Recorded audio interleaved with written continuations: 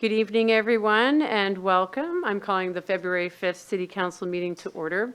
We are having some technical difficulties, so we are not able to live stream at this time, which is our typical practice, but we are recording the session for those who are not able to join us tonight. And I do thank the big crowd that has joined us tonight. We usually do not get this many people in chambers, so it's pretty exciting. I take that all back. We are on the air and we are recording. So that was a quick fix. Thank you. Councilmember Ray is not with us this evening. He has an excused absence. And just to let you know, we still do have a remote aspect to our meetings. Staff and members of the public may be participating in tonight's meeting remotely via WebEx. The first agenda item this evening is the Pledge of Allegiance, and I ask all those that would like to join to stand. I pledge allegiance to the flag of the United States of America, to the republic, one nation, under God, indivisible, liberty and justice for all. We have three special business items this evening, and the first one is ID 1586. This is a proclamation for Black History Month, and I'd like to invite Melissa Margain to the lectern to present.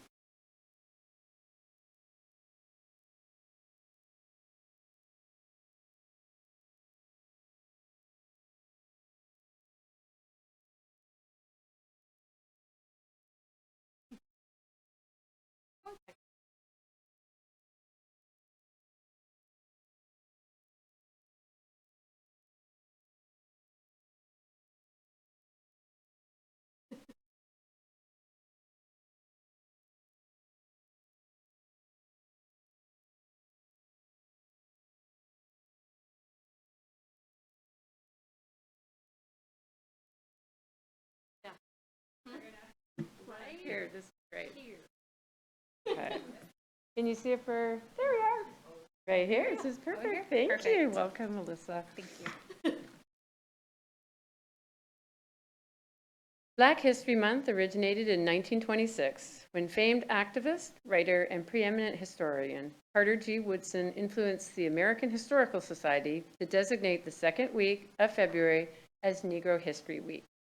And whereas Negro History Week officially became Black History Month during the nation's bicentennial in 1976, and whereas Black History Month is now celebrated every February in recognition of the immense contributions of Black African Americans and all people of African descent in the United States, and whereas Issaquah celebrates the significant scientific, technological, economic, political, and cultural contributions of Black African Americans in the United States, and whereas each February, Black History Month serves as both a celebration and a powerful reminder that Black history is American history, Black culture is American culture, and Black stories are essential for our continued journey towards a better society and to understanding ourselves and to growing stronger as a community. And whereas Issaquah acknowledges and rejects the long history of institutional and structural racism towards Black African Americans in the U.S., and the observance of Black History Month calls our attention to the continued need to confront racism and to build a society that lives up to its democratic ideals, not only during the month of February, but every month and every day of the year. Now, therefore, I, Mary Lou Pauley, Mayor of the City of Issaquah, do hereby proclaim February 2024 to be Black History Month in the City of Issaquah and urge all community members to join me in taking time to celebrate the contributions and achievements of Black African Americans, to honor the legacies of past generations, and reflect upon the centuries of injustice and confront those injustices that still impact our communities today. And Melissa, if you'd like to say a few words. Thank you very much. Got my technical difficulties. As esteemed members of the City Council, Honorable Mayor, and cherished community members, I stand before you with the profound gratitude for the acknowledgement of Black History Month in the City of Issaquah and accept this proclamation on behalf of the community members who are working together to not only honor the past, but fortify the bonds that unite us as a community. The commitment of our City Council and the visionary leadership of our mayor exemplify dedication of championing diversity, fostering a sense of belonging, and ensuring that the stories and contributions of the African American community are woven into the fabric of our city. Thank you very much for this. And so with that, I'd like to just also let the community know that on Saturday and Sunday, February 24th and 25th, at the Issaquah Community Center from 10 to 4, we'll be hosting an Art of Freedom art gallery, which features artists from the Onyx Art Collective and also refreshments from a local caterer, Fat Boy Catering. So please come out if you are in the community just to enjoy networking and to see some beautiful art. But thank you again. Thank you for the invitation. And Melissa's mom is a City of Issaquah employee, and according to my husband, the most gracious, welcoming face that he's ever met. Do you want to come up here and take a picture with us in Proclamation? Oh, that would be lovely.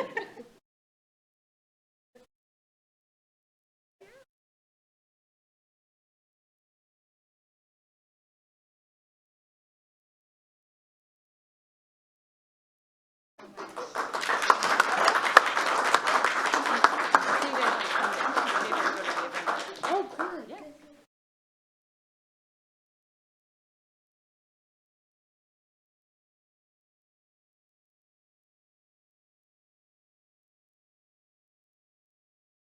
Our next item under special business this evening is ID 1574. This is the Environmental Board Report. I'd like to invite Jamie Finch, the Environmental Board Chair, and Don McWilliams, the Environmental Board Vice Chair, and Sustainability Manager Stacy Vin McKinstry to the lectern. Welcome all.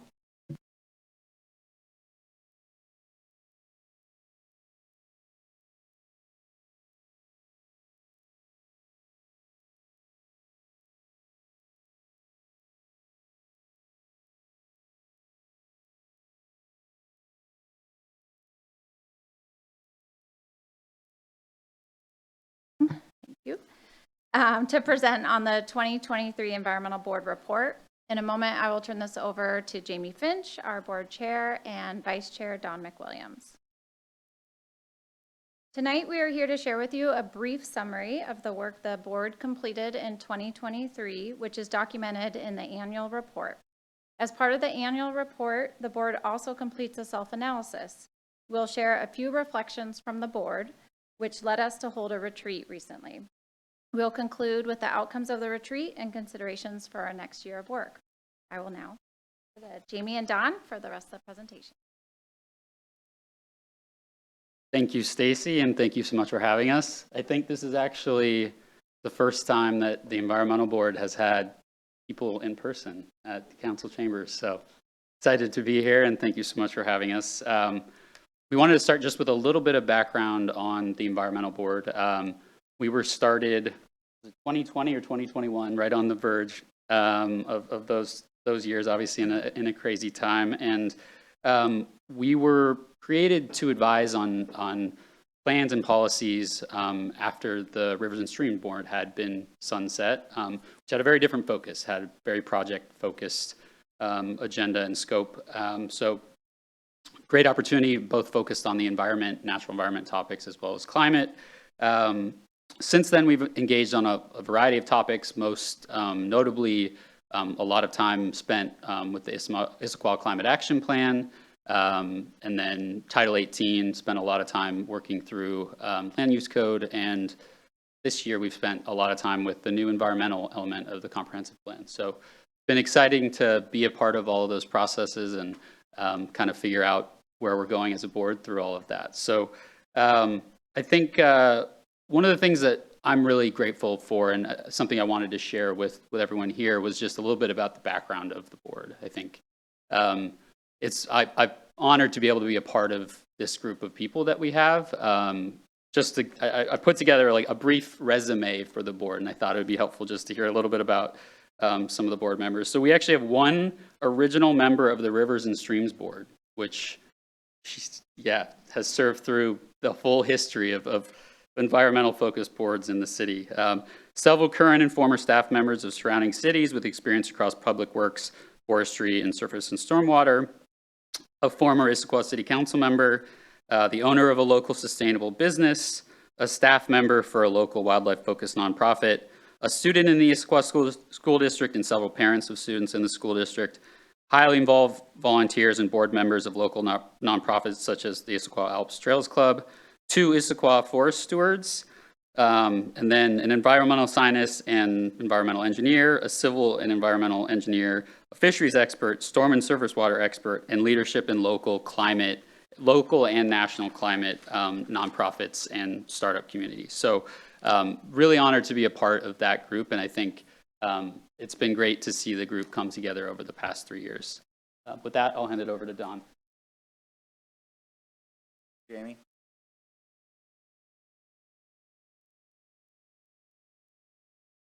That's the right slide. Mayor, council members, thank you for having us tonight. We're really excited to be here. I'm going to talk to you a little bit about our 2023 work and some of the accomplishments we went through. So the board works with Stacy here, our staff liaison, to complete our annual report each year, and a few accomplishments from 2023. In 2023, we went through an 18-month process to review the natural resource and sustainability sections of Title 18, provide recommendations to council. We greatly appreciated the collaboration with the Community Planning and Development Department on that process, and addressing and incorporating the majority of our feedback, and to the council for accepting our recommendations. We reviewed and commented on policies and numerous city plans and codes, including the Stormwater Code, the Sewer Master Plan, initial considerations for the Urban Forestry Plan, and we provided recommendations to support the city in being a leader in all those aspects. We had the opportunity to tour the Cedar Grove facility as well as the Recology facility, and provide a recommendation on King County's RE+ program, which is a waste diversion program. We participated in numerous work sessions on the capital improvement program and provided recommendations for the climate and environmental criteria in the project scoring of that. It was a start, and we look forward to working with the city to improve more on the capital program as we move. And we continue to work with staff to revise the process by which we evaluate project impacts on the natural environment to help inform whether Title 18 and other natural resource protection policies are working as intended. As we provided feedback on several ICAP initiatives, such as climate vulnerability assessment, decarbonization resolution, and the sustainable purchase. Back to Jamie here, I believe. Yeah, so as I mentioned before, we are a new board, and I think we have one of the interesting parts about the change going from rivers and streams to the environmental board is just the entirely different focus of the board from that previous board. And so we're about 3 years in. I think we're kind of getting our heads up, and we had year 1 was ICAP heavy, year 2 was Title 18 very heavy on that, and then I think this year was really there's some themes that came out, I think, in more detail than we'd seen in the past, especially in our annual survey that the board puts together. So I think we're going to share a little bit about some of the challenges that the board members were feeling, and I think this is probably, some of these are maybe a bit distinct to the environmental board. I guess we're not the only board that feels some of these things, so we don't feel we're unique necessarily, but thought it would be an interesting insight into where we are at and the process that we're working through as a board. So,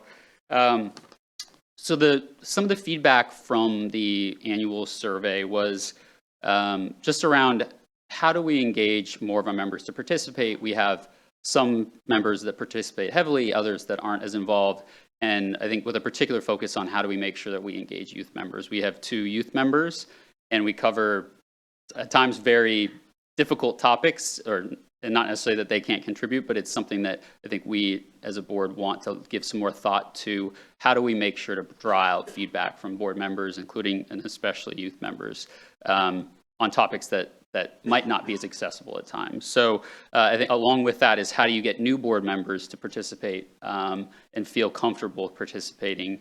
We're starting to have more members just as we get into our kind of cycle of board appointments and reappointments, more new board members than we've had in the past. And so I think we're starting to see that become a priority and something we want to be more intentional about to make sure that, again, everyone feels comfortable participating, feels like they have context to be able to participate. So other things that came up was wanting to better understand how we as a board could engage with city decision makers. I think we've had great experience kind of sharing out of the board, but we want to make sure that we're not just talking in a room together, that we're able to share with the relevant decision makers what we feel, and that they're not having to go search for it in our meeting minutes every time. I think that's unfair to everyone to think that that's the only way that sharing comes out. And that's not to say that it does today. We do send memos, but just looking at how could we better and make sure that we feel like we're doing the right, we're engaging in the right ways. So that was another theme that came up. Dawn kind of alluded to this a little bit, but we have climate action plan is clearly covering what is going on within climate in the city. It's a little less clean on the natural environment side of our kind of focus. And so we currently have a natural environment checklist that is an annual report that's brought to us.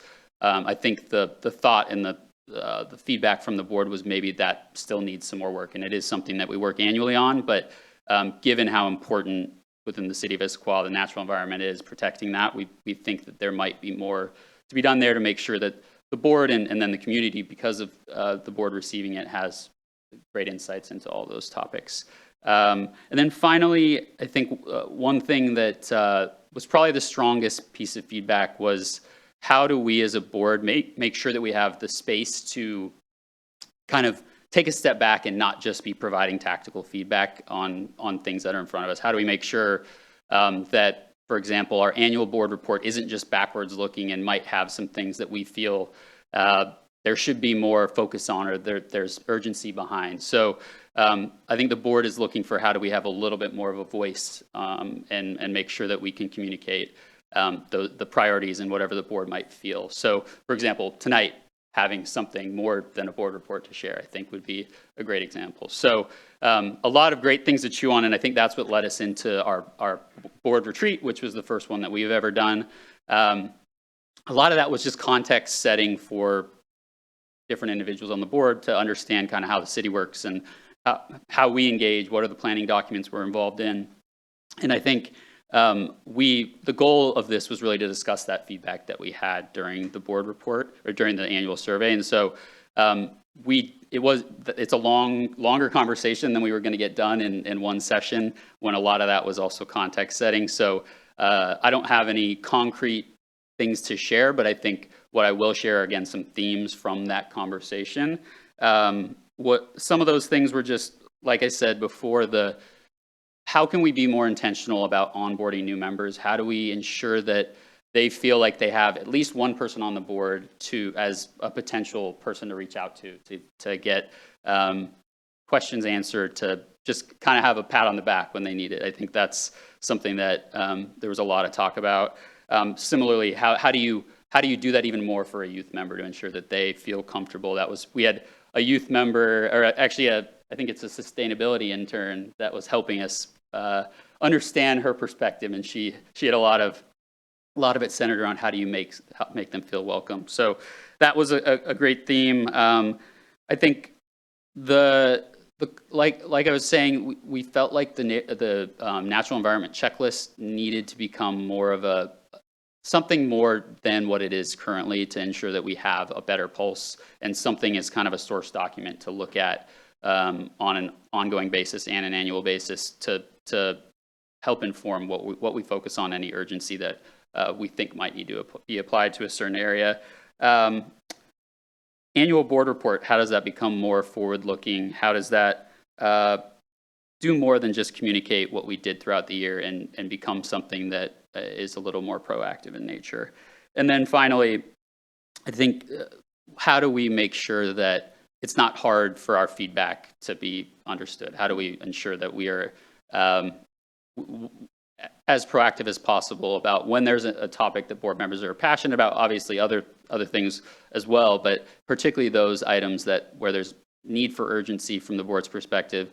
What are we doing proactively to communicate that? So I think all in all, just sort of how do we not grow up, but how do we become a little more intentional about how we engage with the rest of the city and with each other? So we're still, like I said, we still have that was the first step in a journey, but we'll be working with Stacy to follow up on that conversation. But yeah, excited to continue it and work with the board on that. So I think with that, I will hand it over to Dawn.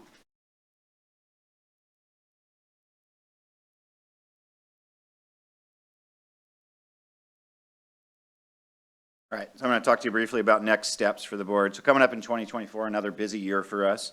We're going to be taking our results from our board retreat, and we're going to develop our 2024 work plan with this. That will inform us on what topics are brought to the board and what questions we discuss. Topics we anticipate include continuing to work on the comprehensive plan, focusing on the environmental element, including climate and natural environment policies inside of the other elements.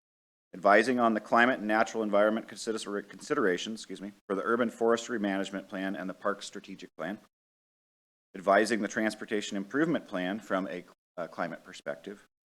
Reviewing the impacts of projects via our environmental checklist. You've heard a lot about that. We want to use that as kind of a metric to see how we're doing on watching over the city, which is kind of what we see our title, under Title 18 there.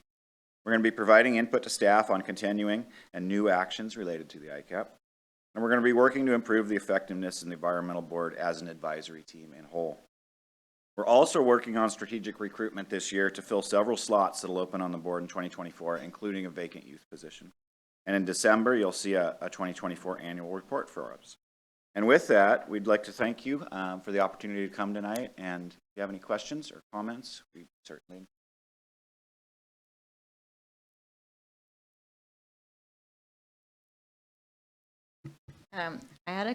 Thank you for the presentation. Very, very insightful.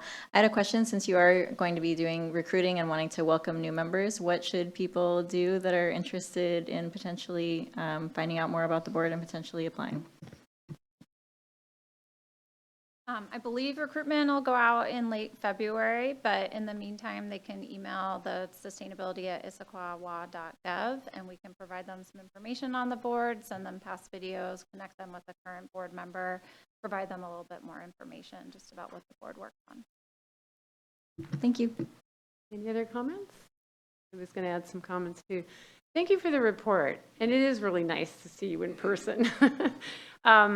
Generally, I want to thank you for all of the work that you do. I am extremely grateful, having been on a board and been on the council, now sitting as mayor, to all those community members who play this role in our council's policy development, that you take the time to read and sort and comment and make recommendations that the council can consider, because they've got the hard chair where they have to decide what to do and how much funding they need to do it. So I appreciate that. I call you our Uber volunteers in town. We have, I believe, in the teens, the number of boards and commissions we have, which is very high for a city of our size, but it also means almost 120 of you throughout all of those boards and commissions are reading the material ahead of time, giving up your evenings at home with family members or friends or pets to come and sit in a room and dive really deep into difficult subject matter. So thank you for all that you do. And the comments that you gave tonight were fantastic about not just reporting out on what you have accomplished, but a look forward. I think that was super insightful. So thank you, and make sure to pass on our amazing appreciation for the work of your entire board. It's quite a strong team. It's hard when you're just in your third year. I think you guys are doing great. Thank you very much for coming tonight. Yeah, thank you. The next item under special business is the mayor's State of the City remarks. And you want me to do that over at the lectern, City Clerk? Did I do it from here? Because we only have one camera, I think I will be addressing the council from here. This is probably the easiest. I did want to say good evening and welcome to all of the community members that have joined us this evening. Also city employees, Issaquah City Council members. I did do a State of the City address recently, which many of you were able to attend, which was at the Chamber of Commerce. And that is a time that allows me to celebrate our recent accomplishments and to lay out that roadmap for what we hope to achieve in the upcoming year. Many of my remarks in the address highlighted the projects that get the most public visibility, completing capital projects, finalizing multi-year processes, overhauling the city code, launching initiatives that help advance our guiding principles. But it certainly doesn't cover everything that this amazing organization does. So tonight, I want to take a few minutes to talk more about the work that staff completes on a daily basis. And doesn't get up to that same level of recognition. There is work that goes on that keeps the city running 24/7 and makes us a regional leader in delivering essential public services. Here are just a few examples of the work that often doesn't get mentioned, but is critical to serving our community. Our Administrative Services Department ensures our city facilities are ready for staff and community members. Our fleet of vehicles are well serviced and available for operation. Our staff, our team, and our council has the necessary IT resources to operate hybrid work styles, and that we are well prepared for emergency situations. And our communications team keeps us focused on keeping our residents well informed through social media, email, and a robust city website. Once again, our communications team set new internal social media records in 2023 by creating 3.2 million impressions and gaining another 3,000 followers to our accounts. These impressions mean residents are staying connected on projects and emergency information, as well as engaging with Issaquah's community and culture. Here's another impressive set of statistics related to the vast amount of work that our administrative IT team completes to solve service requests. Over the course of 2023, the team fielded more than 3,000 help desk tickets from across the organization. While some tickets are quicker fixes than can be addressed within an hour, the average ticket is complex, sometimes involving research or the replacement of hardware. While ticket volume increased 53% in 2023, IT staff have continued to improve their response times. Managing and responding tickets takes up nearly 50% of our staff work hours in that area, and it's an essential task that keeps our hybrid workforce working efficiently, effectively, and securely. You all know the hard work our city clerk's team does on a daily basis to ensure we properly conduct city business, that we meet our obligations, and that we provide support to the city council, city departments, and the residents of Issaquah. One area that is of vital importance is managing the requests that come in for public records, a subject that you talked a lot about last year.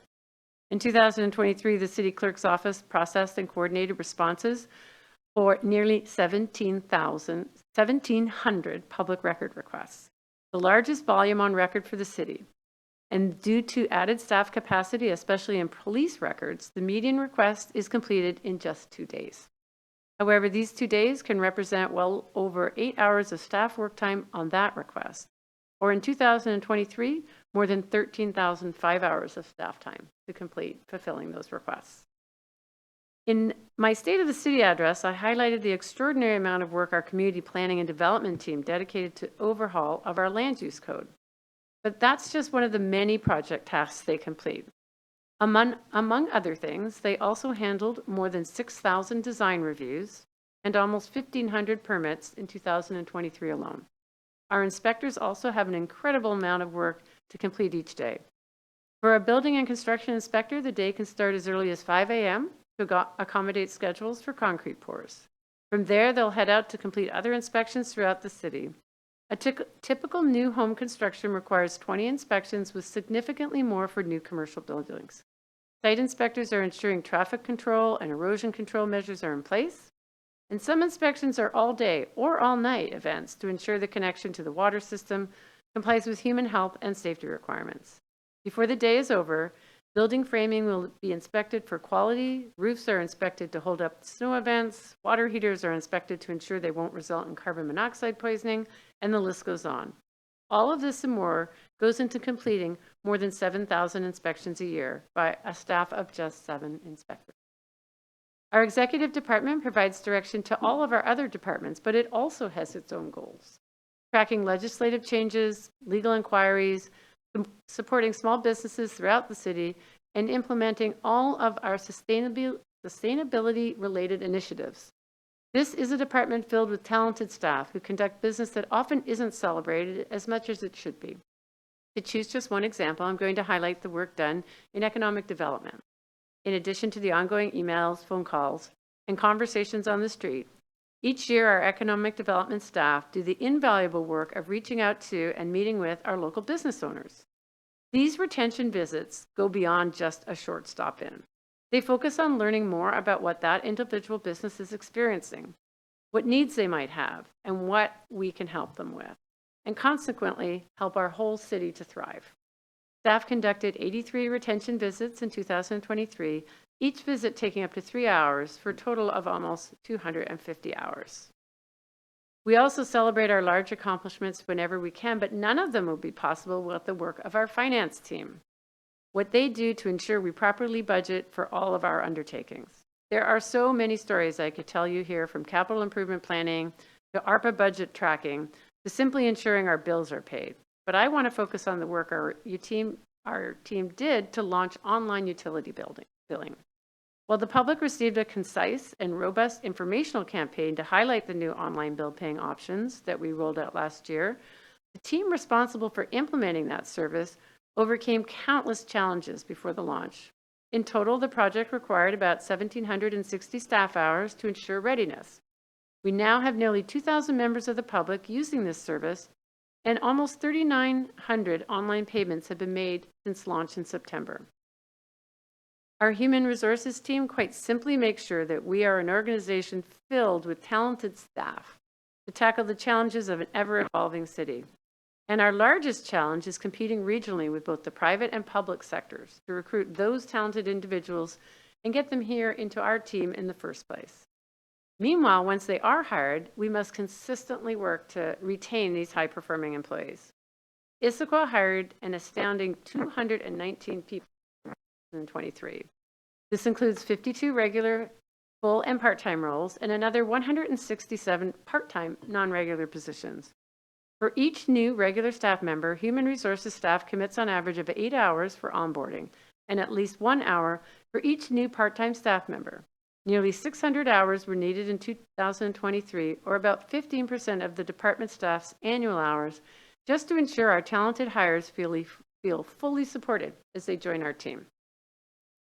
Our court staff also do incredible work, not only for Issaquah residents, but also for those in Duval, North Bend, and Snoqualmie.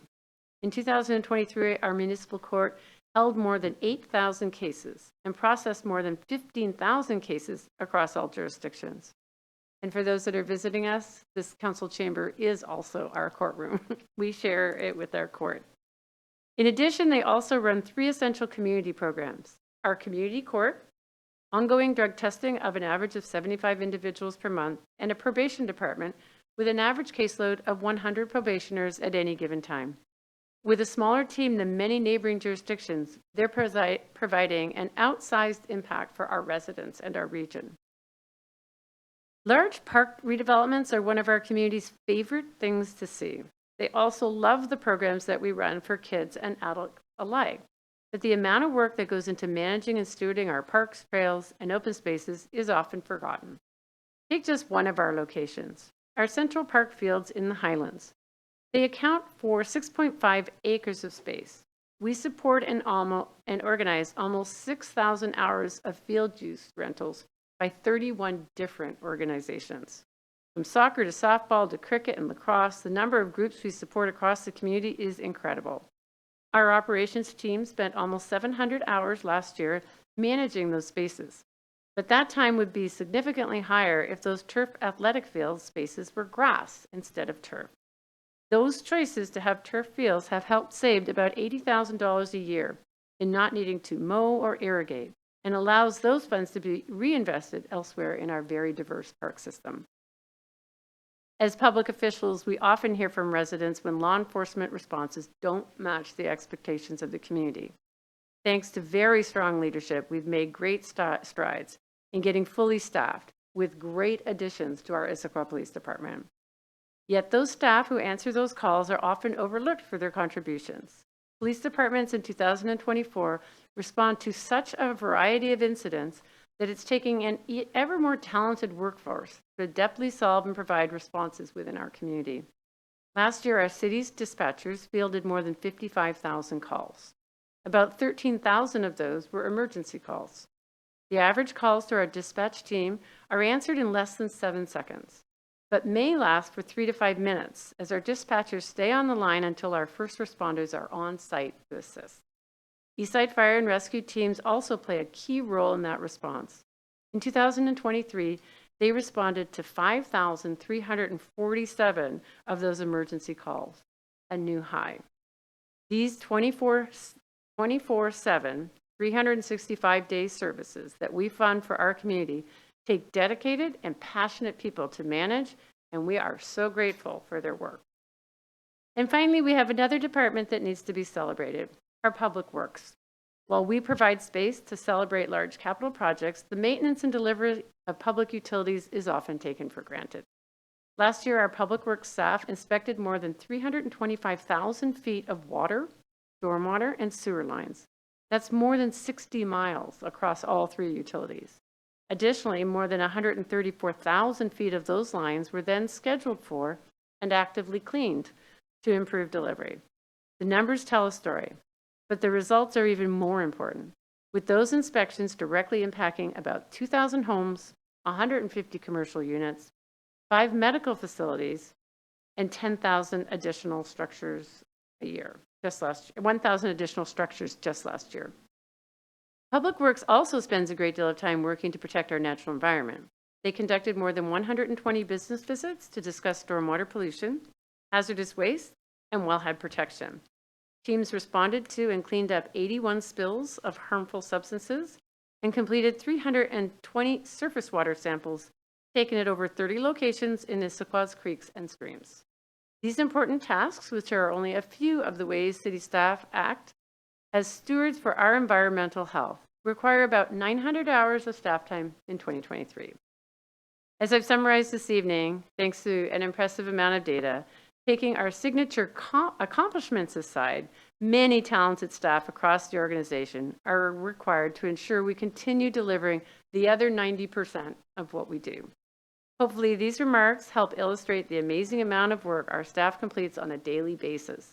It's important to me that we celebrate the multitude of tasks they perform to ensure Issaquah residents are safe and enjoy an excellent quality of life. Thanks for allowing me to share these comments with you this evening. At this point in time in our meeting, we're going to move on to audience comments, and this is the time members of the public can address council in person or virtually.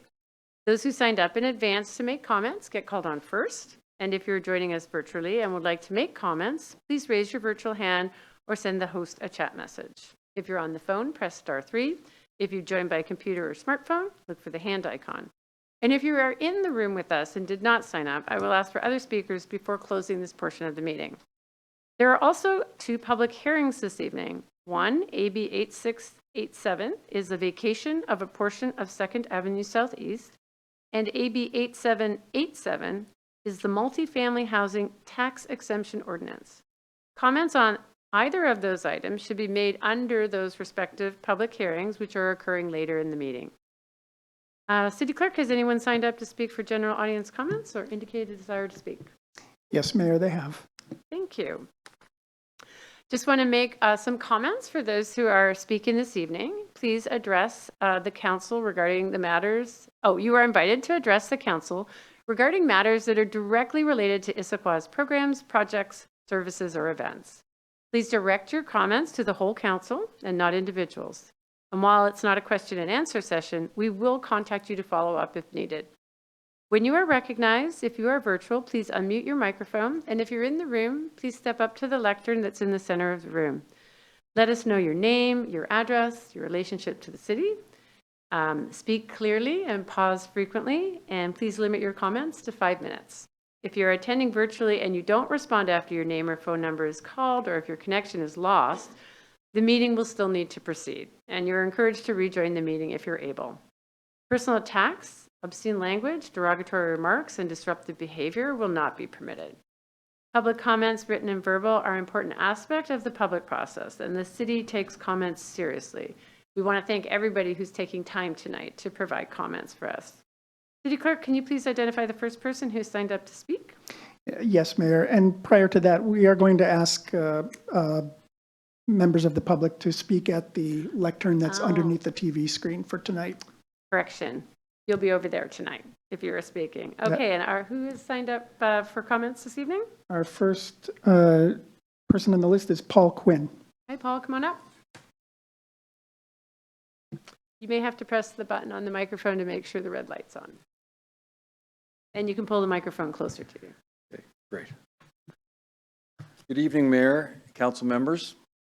I live in Sammamish. My name is Paul Quinn, and I'm an individual that cares about recycling and composting and reducing what we send to the landfill. I've learned about Issaquah through public record requests. Let's start with an important fact from a King County survey of trash sent to the landfill, which showed that 2/3 of what is sent to the landfill can be either recycled or composted. So 2/3 of our trash is actually not trash. I'm going to walk through the first of the 3 handouts that I provided to you this evening. The first table at the top there reflects the tonnage disposed of by categories for 2022 and year-to-date 2023. The second table down shows how the city's tonnage is disposed of. Most notably, 69% of what the city disposes of goes to the landfill. And that amount is worse than 2022. It's a good time to note that if 69% is going to the landfill, only 31% of what we dispose is diverted to recycling or composting. The third table down shows the diversion rate for each category. Of note, commercial and multifamily locations divert just 22% and 20% respectively. So essentially 3/4 of what they dispose of goes to the landfill. 3/4. Table 4 reflects the missed opportunity that I noted at the start of my talk about King County's sampling of trash sent to the landfill. Since 2 out of every 3 pounds we put in the landfill could be recycled or composted, then last year Issaquah could have diverted an additional 10,000 tons to recycling or composting. The next section reflects the urgency we face as each month Issaquah sends to the landfill another 1,000 tons. In Table 5, you see the categories listed. That's at the bottom. And the red indicates where the category does not have a recycle container or where the category does not have a food scraps yard waste container. It's striking most of the city's businesses, 380 of them, do not have a food scrap yard waste containers. And this is in a city with over 100 restaurants. It's really more striking that 143 of our 208, or about 2/3 of our multifamily locations, have no way for their residents to compost their food scraps. 2/3 of apartment dwellers can't do it. Handouts 2 and 3 provide recommendations for how we can improve diversion rates now. And I'll review these recommendations in detail at a future meeting. The City Council is active in supporting climate change initiatives, as indicated by your participation in the Eastside Climate Partnership, your Climate Action Plan, and the group tonight speaking, the Environmental Board. So it's obvious you care a lot about it. I believe the people of Issaquah want to live sustainably. They need the tools and they need to receive individual diversion feedback about how they're doing. Like we get the PSE energy report to show how we're doing with energy. Why don't we get that with our disposal? Feedback is a catalyst for change. I'd like a response. Thank you. Thank you, Paul. City Clerk, is there anyone else signed to speak this evening? Yes, Mayor. Elisa Peterson. And I'm not sure Elisa's in the room right now. Is she online? Oh, fantastic. I'll get her going here in a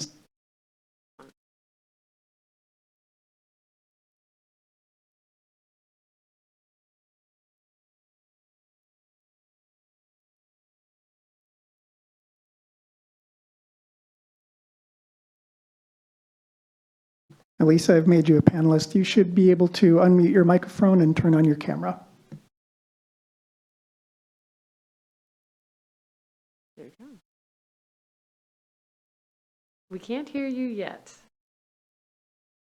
Elisa, we can't hear you. You're unmuted, but we cannot hear you.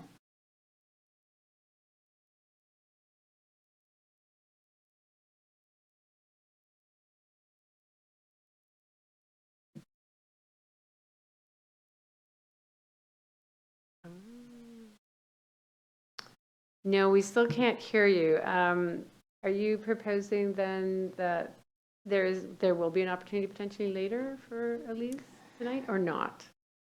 I'm not sure. I know Lisa. that the crew upstairs is working on the audio issue, so hopefully something can happen. So Alisa, unfortunately, you are trapped in our technology nightmare this evening. Something that we all hate when someone takes the time to talk to us, but we will keep working on it. And if you can hang with us while we move through some other items, if we can get the microphone to work, we'll definitely try and get your comments this evening. And clerk, if there's any suggestions about calling in or anything else that our technical people can provide instead of the video link, that would be helpful. Sorry about that, Alisa. Looking around the room, is there anybody in the room this evening who did not sign up but would like to make comments to the city council? Mayor, we have a couple more on the list. Oh, sorry. That's all right. Keep going. We have remotely, Corby Kasler is also attending, but we may run into the same issue with Corby as well.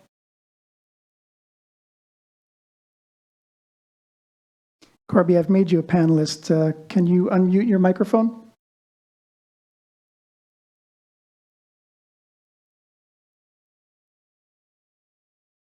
No. No. She's unmuted. I'm sorry, Corby. We're having audio issues in the room tonight, so we cannot hear you. We will try and resolve those. Is there anyone else that we can try online? I see one more virtual attendee, Mayor. I don't see her hand raised for public comment. Okay. And then we have some more people signed up in the room There are more people signed up for the room. for Yep. here that would like to Yes. speak tonight? Oh, Yep. okay. Yep. Well, apologies to Corby and Alisa. Maybe we will get this fixed, but maybe not. So I would encourage you to take your prepared comments and send them to the city council if we are not able to address the audio. And city clerk, who is in the room that would like to speak this evening? Mark Clemens. Come on up, Mark.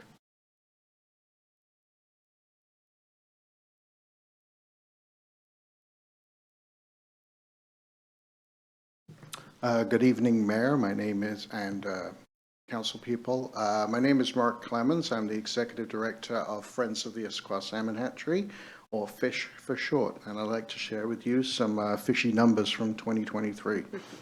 Friends of Issaquah Salmon Hatchery celebrated its 30th anniversary in 2023. That's 1993 for those of us who don't do math well. When the Issaquah community rallied to save the hatchery. Fish welcomed this year over 100,000 visitors, and the state's second oldest hatchery also welcomed over 30,000 students.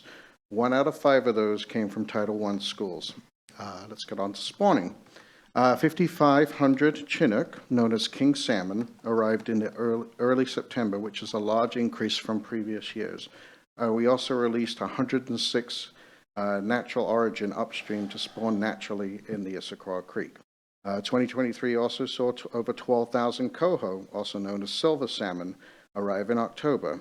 This was about a 50% increase from recent years.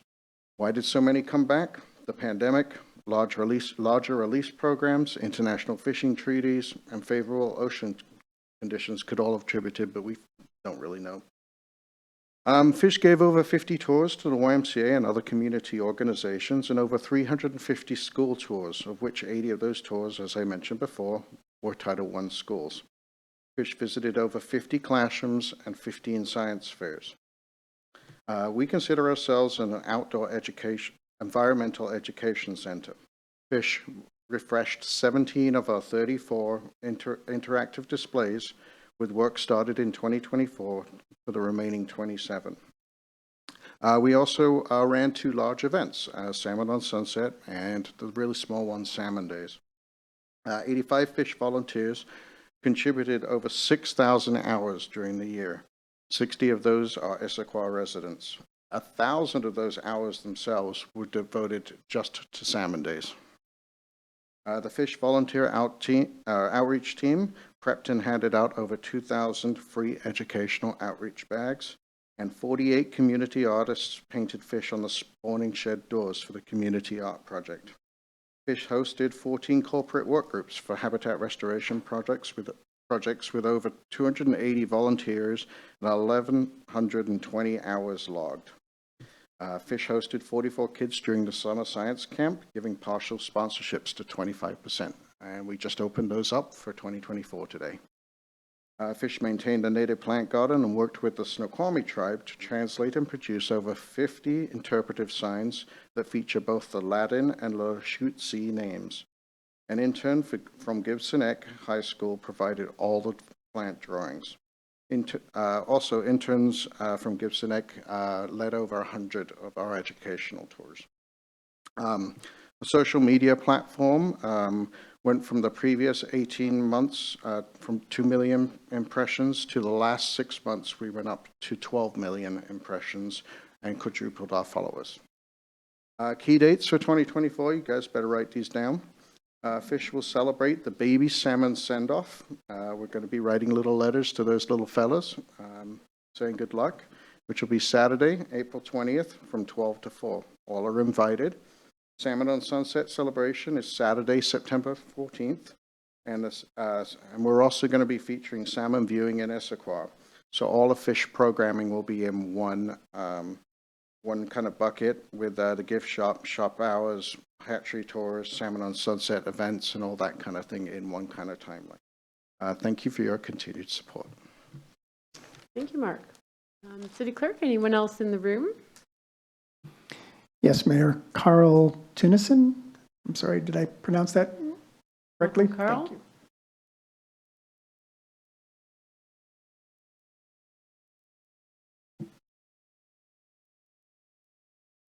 Good evening. My first time before City Council, so I'll do my best. My name is Carl Tunison. I live at 23121 Southeast 49th Court, Issaquah. I am a homeowner, resident, obviously, and a business owner. I am here specifically tonight to address the new municipal code that was adopted May 1st, 2023, which requires all new home builds to plant trees that will provide a percentage of each property with a specific tree canopy coverage that will be there within the next 20 years. In the case of our lot, which is a typical city lot, the percentage of our property required to be covered with tree canopy is 58%.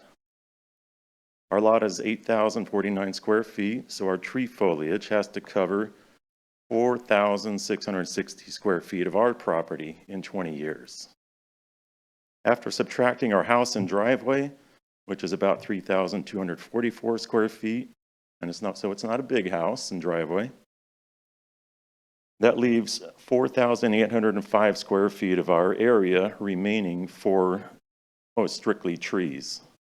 So the effect of this would mean that essentially the entire lot, with the exception of the house and driveway, would be covered and forested in trees.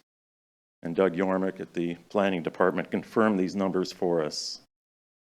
So this forces the builder to plant trees that will grow right up to the side of the house and over the top of any one-story areas, such as the covered patio or porch. That seems just unrealistic and asinine. So I have to ask, is that really what the code intended? What about leaving some space for maintenance around the house? What about leaving space to keep rodents from climbing the trees and becoming destructive to the house? What about maintaining a safe fire break distance from the house? What about maintaining the consistency of appearance in our neighborhood? What about the destructive nature of large roots to nearby foundations or retaining walls? What about leaving a little space for kids to throw a ball in the backyard? What about allowing some light into the windows to reduce SADs for those that suffer from that? What about giving the homeowner, as an American, the freedom to landscape their yards in the way that they choose? And not to mention the additional cost that this imposes on not just developers, but on the average citizens, just trying to build a simple home. I don't know if the additional burden and costs are something that the city factors into their decisions or not. It seems that this is a well-intended code, but nobody bothered to consider the real-world consequences. I mean, who doesn't like trees, right? I like trees as much as the next guy. But this code, in my opinion, is a total overreach of government. Apparently, we were one of the first ones to get caught up in this mess, and so far, the city Issaquah planners were unable to demonstrate how to realistically implement this code and still have no examples to provide as guidance. I believe that the city and this council, in the fervor to be the tree city, just passed this code without really thinking it through. What I'm asking is please rescind or revoke this code until all the real-world implications and consequences can be considered or worked through, or figure out another viable alternative that actually works. And I prepared kind of a diagram if you want to see it. I didn't know it was something I could provide Yeah, earlier. I was but- going to ask, if you haven't sent it in by email, if you could leave a paper copy of what you're reading and the diagram with the city clerk, that would be great. Then we'll make sure all the council members get it. Okay, I can, including the municipal code, because I didn't bring any of that with me. I just We brought. have that. Yeah, okay. Good. Do you want all my copies? Or Whatever you would like them to see. you can take that. Thanks for Thank coming you. in tonight. Thank you so much. City Clerk, is there anyone else in the room this evening that would like to provide comment? No one else has signed up, Mayor Polly, and we may have a workaround for the folks online. That would be great. So once again, Elisa, I have made you a presenter. You should be able to unmute and turn on your camera. We know that the other WebEx participants can hear you, but the problem is that the equipment in our room here is not communicating.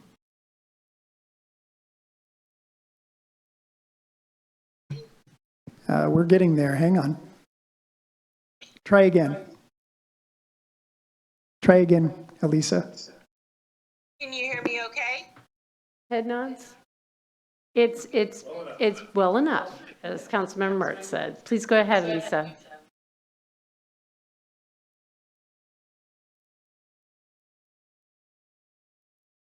Not at all? Go ahead. Yes, go ahead. We can hear you. Elisa, we can hear you Okay, fine. wonderful. So real quickly, my name is Elisa Peterson. I'm the new Executive Director for the Eastside Human Services Forum. And I wanted to thank you, Mayor and Council members, for giving us the opportunity to just have a minute to introduce ourselves. Councilmember DeMichelle is actively involved and on the board in our forum. And so she extended the invitation for me to participate tonight to just say hello to you. I will be in the future trying to participate more, listening in on any of the agenda items impacting human services. As we build the coalition over the next year, we have a 5-year plan, a strategic plan that's underway. And I'm working to really put some action items associated with that strategic plan. The City of Issaquah has been a member and participating for some time. Excuse me. And so it's really important that you get the value of your membership. And I'm doing my best to just put that forward. I was a King County employee for about 20 years. I did not start when I was 12. I left King County and I worked in tech, and now I'm back working in human services at the later stage of my career. Elisa, I hope you can hear me. We could hear you more than well enough, and thank you for taking the time to introduce yourself and being patient with us as we work through our technology challenges.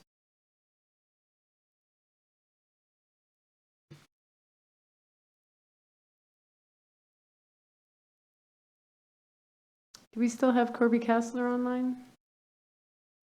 Corby, I've just made you a panelist. You should be able to turn on your camera and unmute. Give us a moment to set up the audio.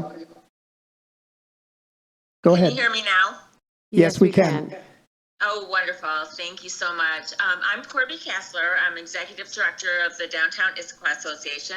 I just want to spend a few minutes reflecting on the Arts Commission grant recommendations. I know that you'll hear them later this afternoon. First, thank you to the Arts Commission for spending thoughtful time on each of the grants presented to you.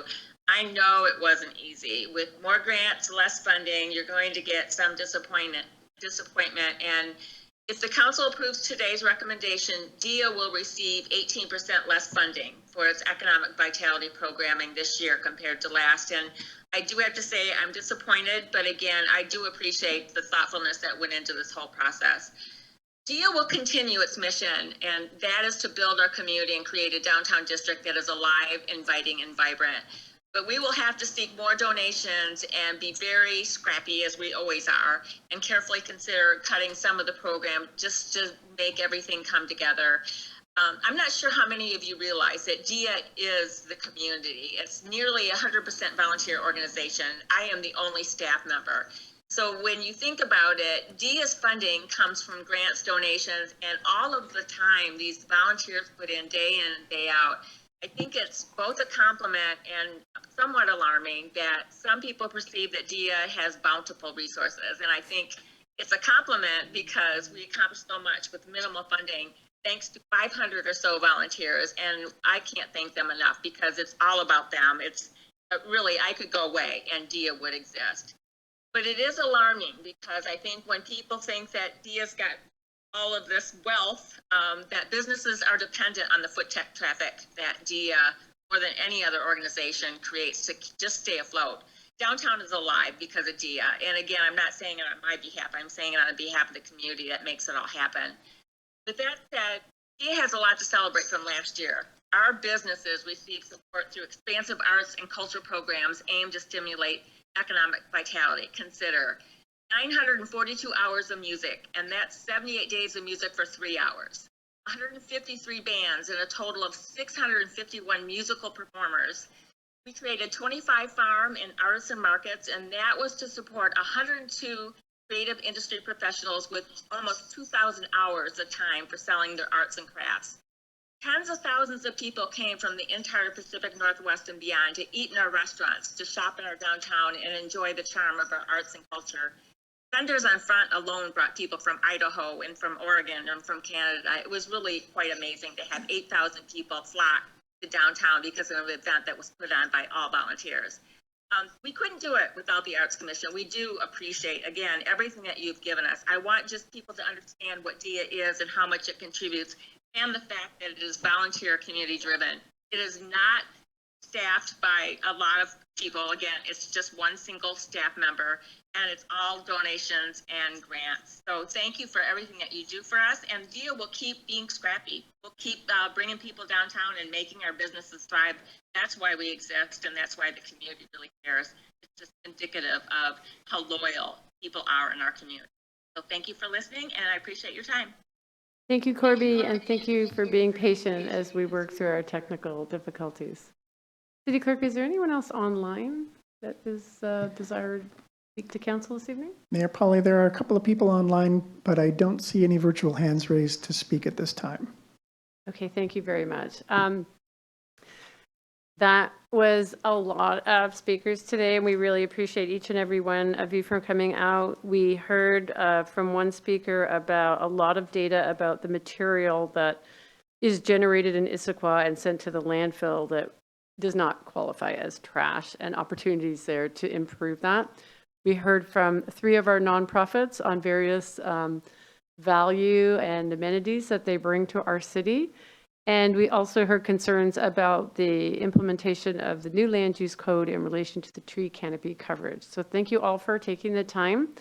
If anyone has written comments that they want, you can submit them at any time to the City Council electronically at citycouncil@issaquah.gov. We're going to move on to our next item of business, which is the consent calendar. I don't have any comments on the consent calendar this evening. Are there any committee chairs or chair designees who would like to report on any of the consent calendar items? Not seeing any. The consent calendar was distributed to council in advance, and if authorized, the items on the consent calendar will get considered together and approved by one motion. Is there a motion? I move to approve the consent calendar as presented. Second. Thank you. It's been moved and seconded. Oh, I missed a couple questions for you before we get to voting on the motion that has been moved and seconded. Have the payables and payroll been reviewed? They have. Thank you very much. Does any council member desire to remove any item from the consent calendar and consider it under regular business? Not seeing any. It has been moved and seconded.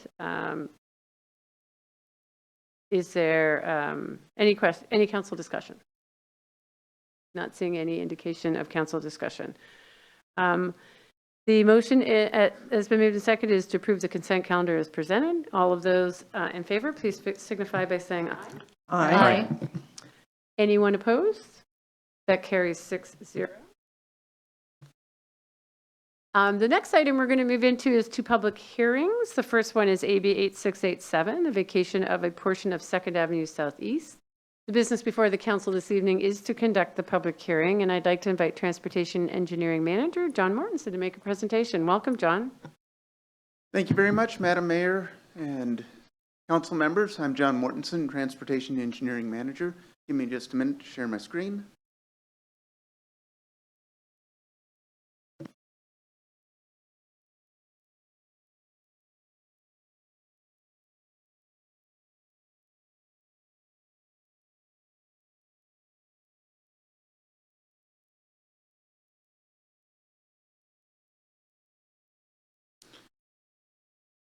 The item tonight is a vacation of a portion of 2nd Avenue Southeast.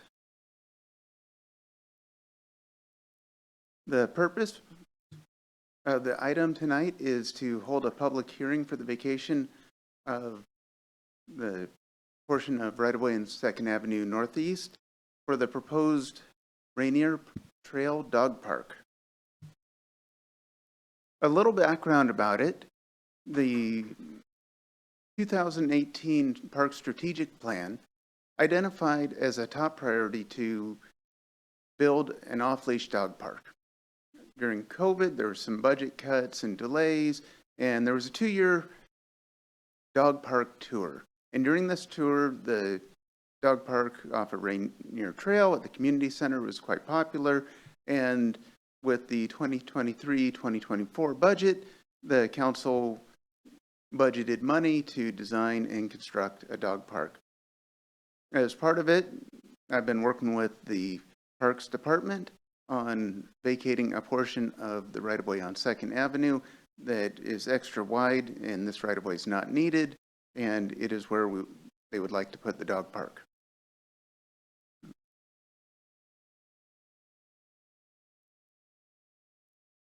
The proposal is to vacate a portion of 2nd Avenue Southeast for the construction of the dog park. In order to do that, the next step is to do a public hearing, which is what we're here tonight. And there is a draft ordinance that's in the agenda packet that not only would vacate the right-of-way, but it also would waive any of the fees and compensation that can be associated with a right-of-way vacation that, as an administration, we did not want to propose charging ourselves to do a public benefit. This drawing shows the proposed concept for the dog park, and the area in yellow is the area that is currently within the right-of-way for 2nd Avenue Southeast. The reason why the right-of-way was there in the first place is once upon a time, 2nd Avenue was a completely north-south street, and then what was at the time the Issaquah Hobart Road was constructed with a curve away from where the dog park is, and so that's why we have an extra section of right-of-way that we would like to vacate. The options that you have as council members are to not approve the street vacation. And the impacts to that, if you were to do that, the dog park as proposed could not be constructed. As I mentioned before, the right-of-way is extra wide there. It is not needed for future improvements on 2nd Avenue. And so we are not recommending to not approve it, or we are recommending to approve it. Which gets to the recommendation, which is adopting the proposed ordinance approving the right-of-way vacation of a portion of 2nd Avenue Southeast at the council meeting on March 4th, 2024. Timing and next steps are tonight, there will be a public hearing.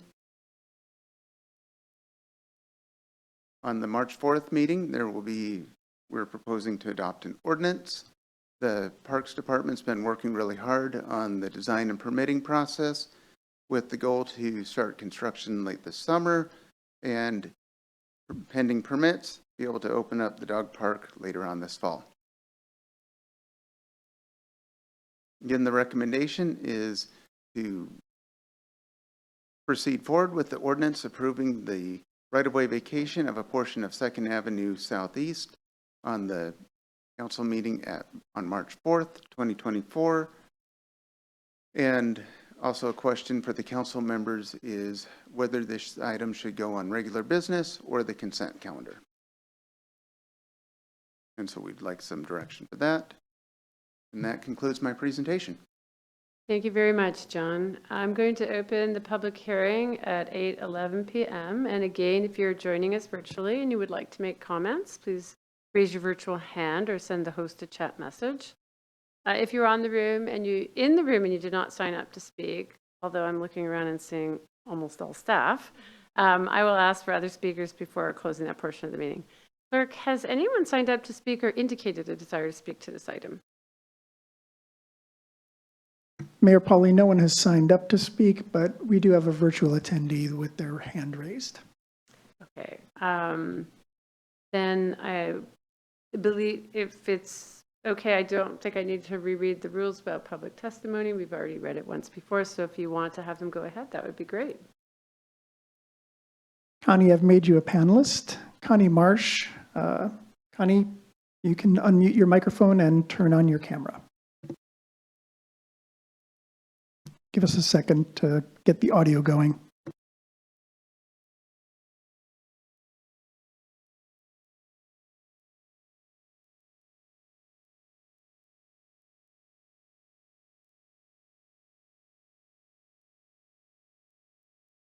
Please stand by, Connie. We'll be with you momentarily. We can see you. We just can't hear you yet.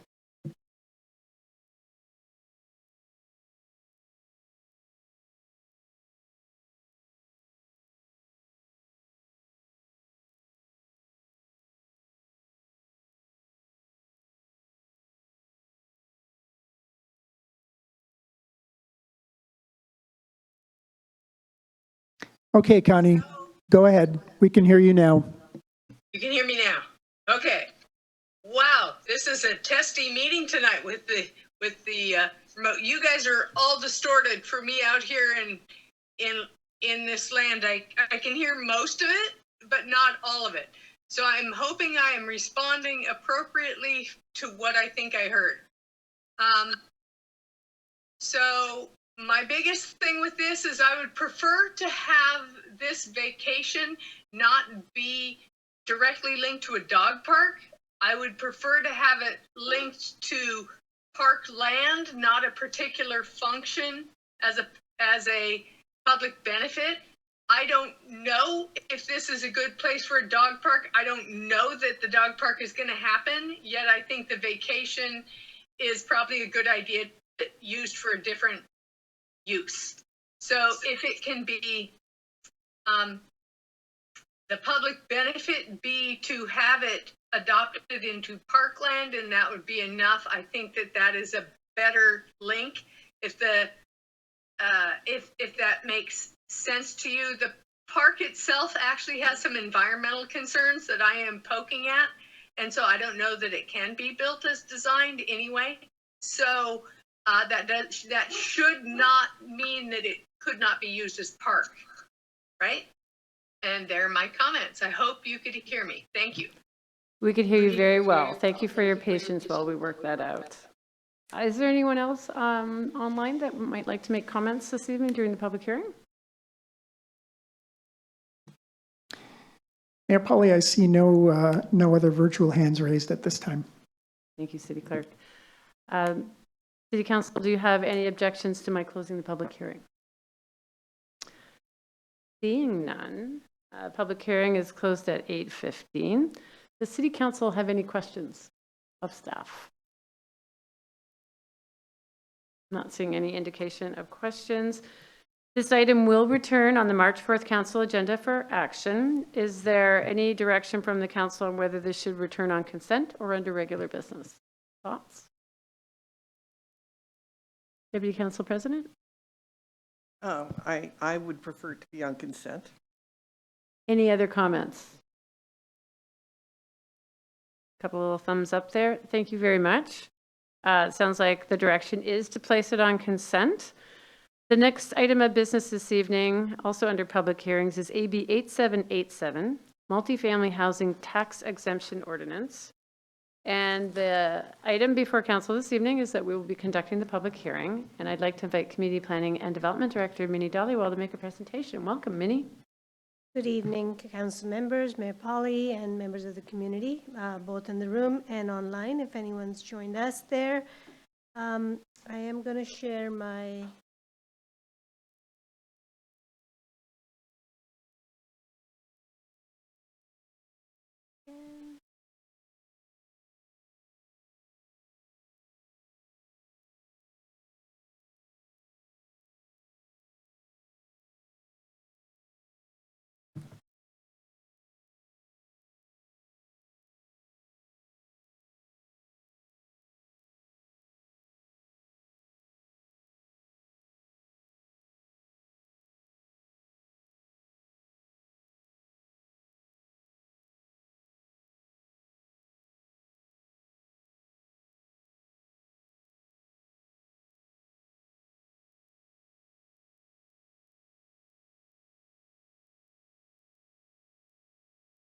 Hang in there with us. We're a different kind of technical difficulty.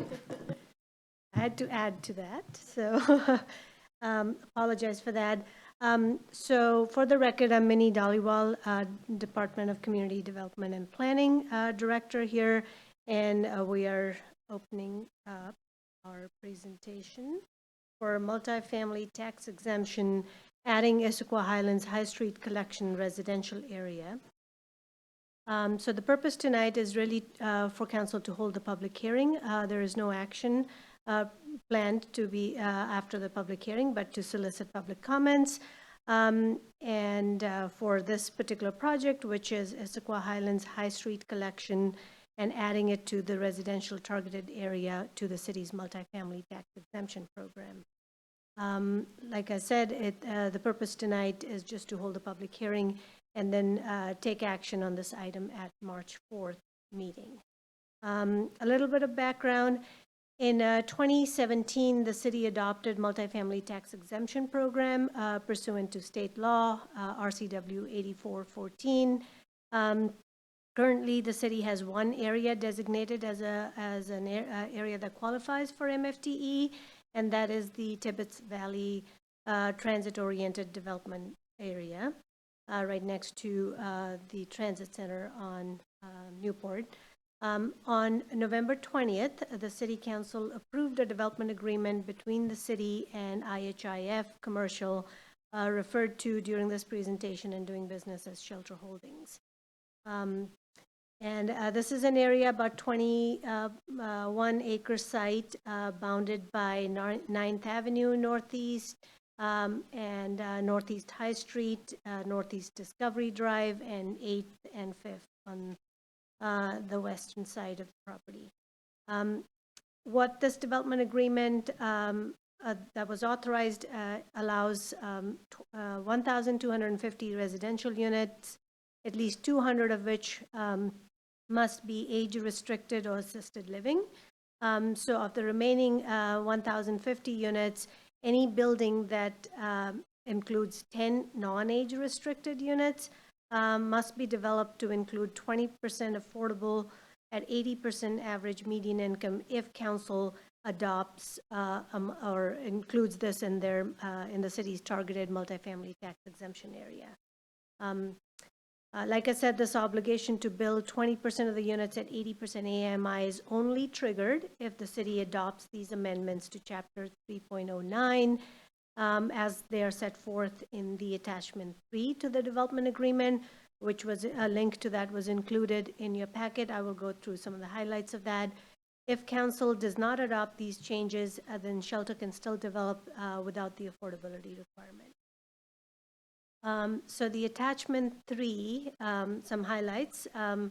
Establishes property under the city's MFDE, 20% at 80% AMI, remain affordable for the length of the property tax exemption period. So the initial 12-year exemption period, but then also additional 12 years at shelter holdings option, if the state law allows that extension after the 12 years are over. And then some of the other nuances that are part of this attachment 3 really are how it's administered, how the MFTE program is administered. So shelter is allowed to change the units, which ones they designate as affordable units without getting any approval from any administrative approval, so long as the unit type and mix remain the same and that doesn't change. And they'll reflect that in the annual report that'll come, that the state law requires these projects to file. It also dispenses with the requirement to record a covenant. The contract would be recorded, but there's no requirement for a covenant under this attachment 3. Lastly, if there are any tenant relocation assistance requirements from the state law, those would be applicable. A little bit background on what this multifamily tax exemption is. Like I said, it's authorized by the state law. Any city with a population of 15,000 or more. There's some exemptions for cities smaller than that, but we'll stick with this because the state law gets nuanced. So it allows cities with these in this category to create a program to stimulate construction of new, rehabilitate, or convert multifamily housing, including affordable housing. So some of the main things, it has to have at least 4 residential units, so you can't have it for a single family unit or duplex or something like that. The value of the eligible housing improvements is exempted typically for 8 or 12 years. So 8-year doesn't have that affordability component with it, but if it is a 12-year exemption, you have to have 20% of the units affordable to low and moderate income households. The land or any existing improvements or non-residential improvements are still taxed, so those are not exempt from property. There's a criteria in state law that you have to meet in order for the council to authorize these properties to be designated. So number 1, it has to be within an urban center as this particular RCW defines that term. And then also, if the area lacks sufficient available and convenient residential housing, including affordable housing, to meet the needs of the public. And lastly, the provision of additional housing in the area is either to encourage additional multifamily or to stimulate new affordable housing, rental housing. And then I put the slide in here because if council had any questions about what is 80% average median income, so it is dependent on the number of persons in your household. So at 80%, if it's a 1-person household, the numbers are 82,000. If it's 2-person, it's 93,000 some dollars, and then so on.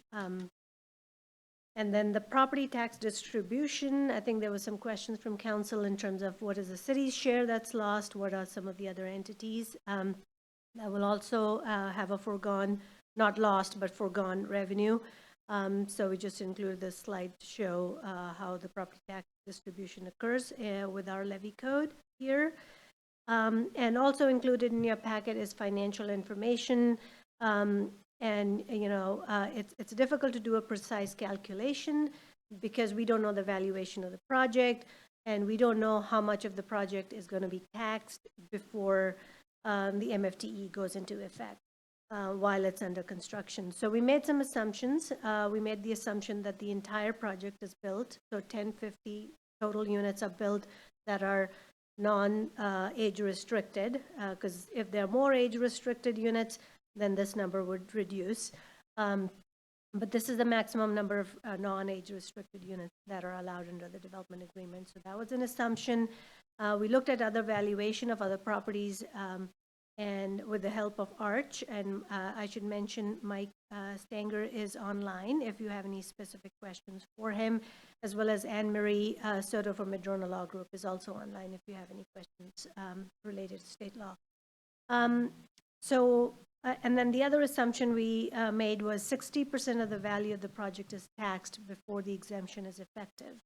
So that's based on data from Arch in terms of their typical, it could mean, it could range anywhere from 0 to 100% of the project is, depending on the time the construction occurs, based on the time that the assessor goes and does an assessment, it can vary. But generally, it falls within 60 to 70%. And so we assumed a 60% is taxed before the exemption becomes effective. So what that means is 60% can be built into the city's 1% levy base rate.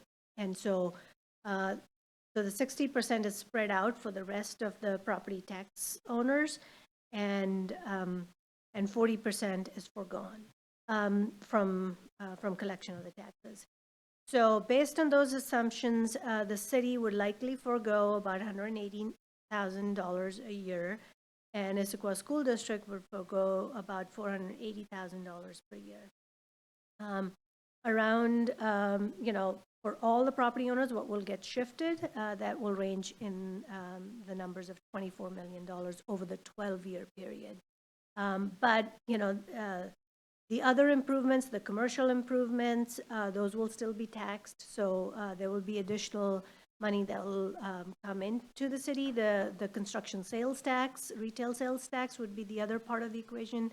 However, this would be for establishing the multifamily piece.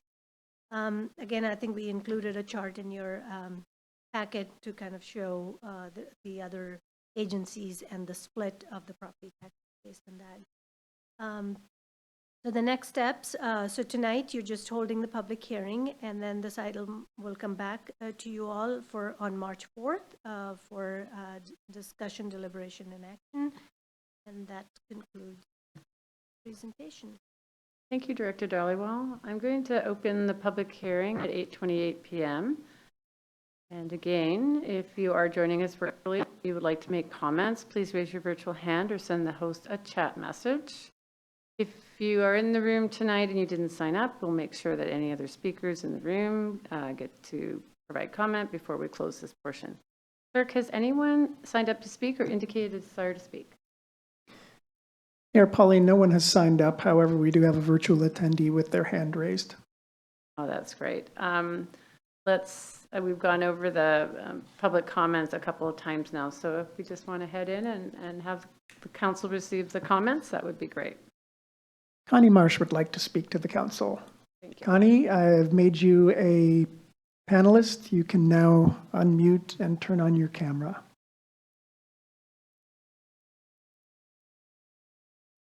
First time through? We can hear you. We can hear you. Yay. Okay, Connie Marsh.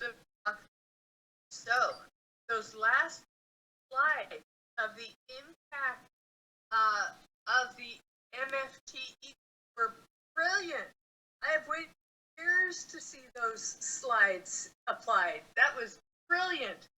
But to a question of, so what does the school district think about this? Do we go out and talk to the school district about these decisions before we make them? Because that's actually a big hit for the community too, but that shared a little more. So it never really occurred to me that we should be having the conversation with them before the school would make those decisions, because it seems like a shared decision to me. So thank you. And thank you for those slides. Brilliant. Thank you, Connie. City Clerk, do we have anyone else signed up online or indicating a desire to speak? Mayor Pauly, I see no other virtual hands raised at this time. City Council, do you have any objection to my closing the public hearing? Not seeing any objection. So I'll be closing the public hearing at 8:30 p.m. and looking at council to see if you have any questions.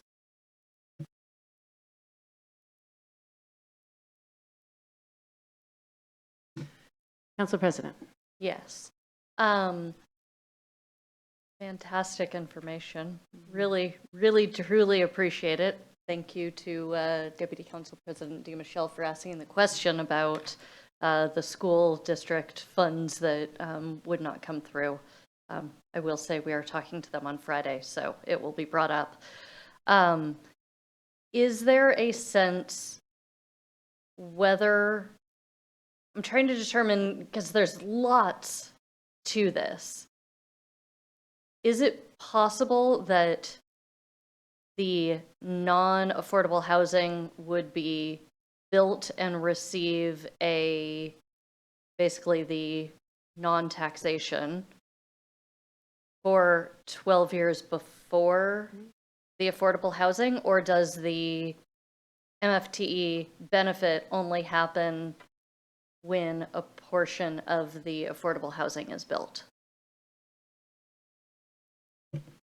So my understanding of the development agreement is it happens with each building. So 20% of each building will have to have the affordable component, be part of it, as long as it's not aged, it's not a senior housing or assisted living, or it's not the small 10 unit building. So any building that's larger than 10 units that's not age restricted, 20% of that is required to be affordable at 80% AMI, as long as the council approves the MFT. If, so it'll happen with each construction. I think that was how the development agreement is.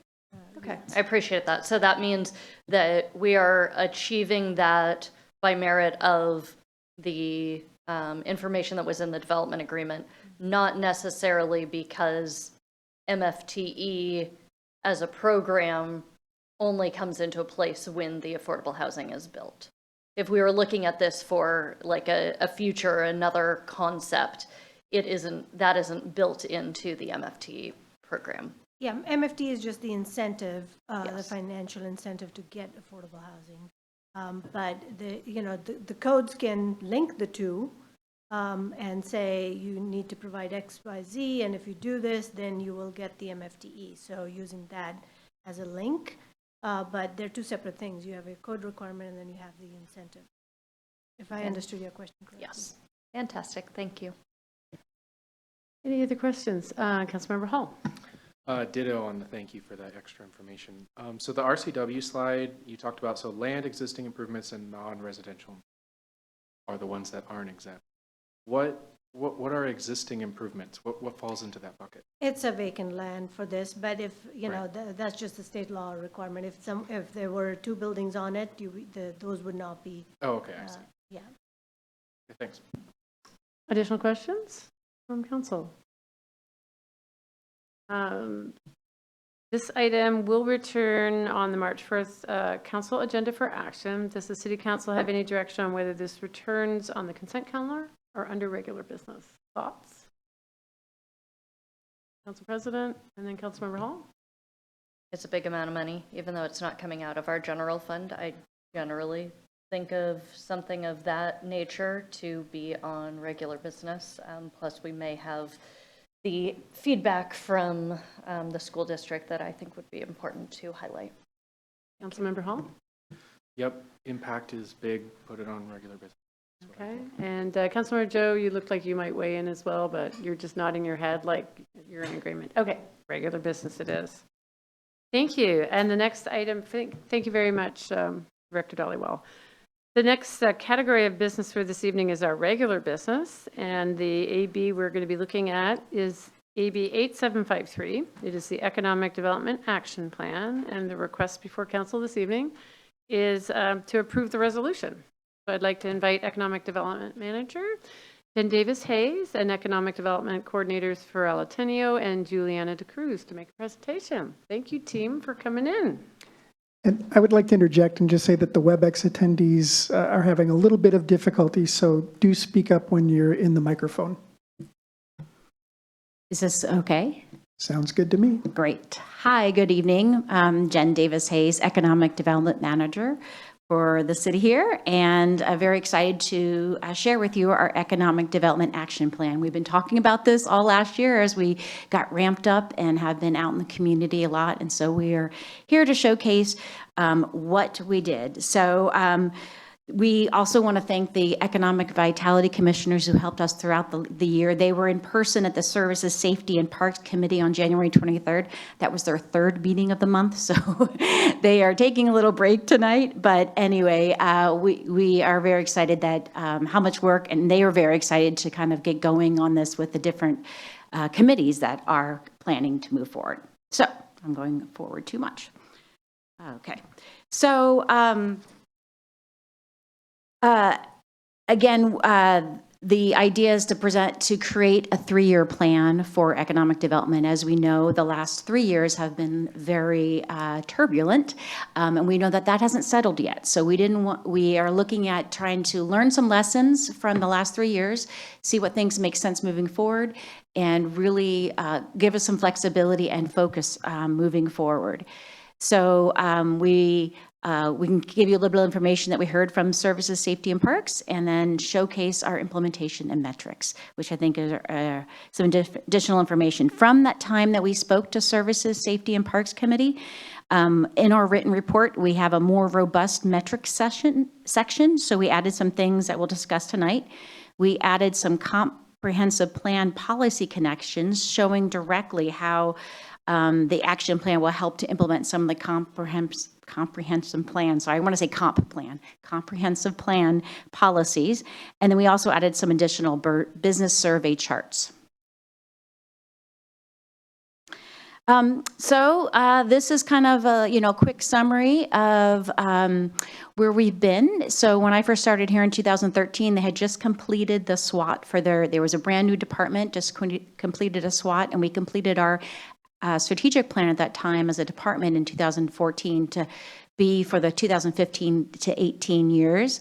The city then was at the time our strategic plan ended, was working on their citywide plan. We said, okay, let's let that happen. And then in 2020, we will update our plan. And well, we all know what happened there. So we are very excited that we received 10 really great applications. We selected Community Attributes, Inc. To do our work. And you can see here how that timeline progressed throughout the year. And I'm going to pass it on to Juliana DeCruz, who is our Economic Development Coordinator. Hi. So this is an overview of our Economic Development Action Plan, and as discussed, it does align with the comprehensive plan updates. The purpose is to provide guideposts for our work in economic development, and it encapsulates some of our learnings coming out of the pandemic.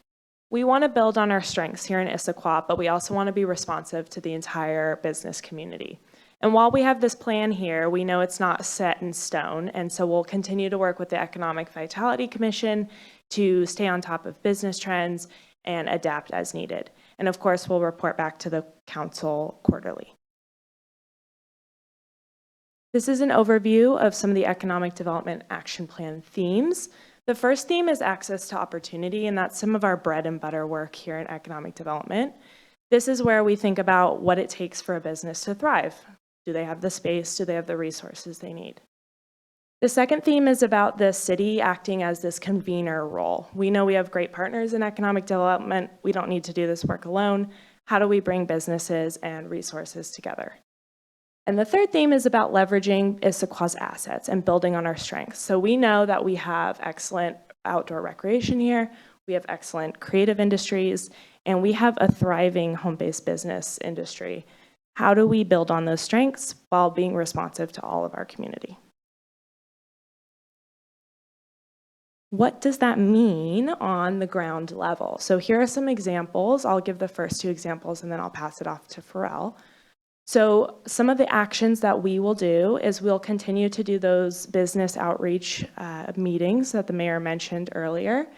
And we're specifically going to be thinking about increasing access to resources for underserved businesses and entrepreneurs. We are also going to focus on the creative industry as discussed, and we learned in this engagement work that access to space for studio, retail, and makerspace is incredibly challenging. And so we're going to think about some creative solutions in working with property managers and other businesses to sort of alleviate some of those struggles. I'll pass it on to Pharrell. Thank you, Juliana. And as my colleague has already expounded, I want to expound more on home-based business. So we know that Issaquah is a homegrown city. So there's a lot of thriving home-based businesses. So we want also to do some outreach, show them some love, and that we care for them. And what are we going to do? We are going to continue doing the outreach to understand the barriers, to understand their needs. Then based on those needs, we are going to create a learning series, or we are going to host a workshop for them. And next, this is just what examples of data that we currently collect and will continue to be collected and reviewed with our team and EVC. And of course, we do report them in our economic development quarterly report to the council.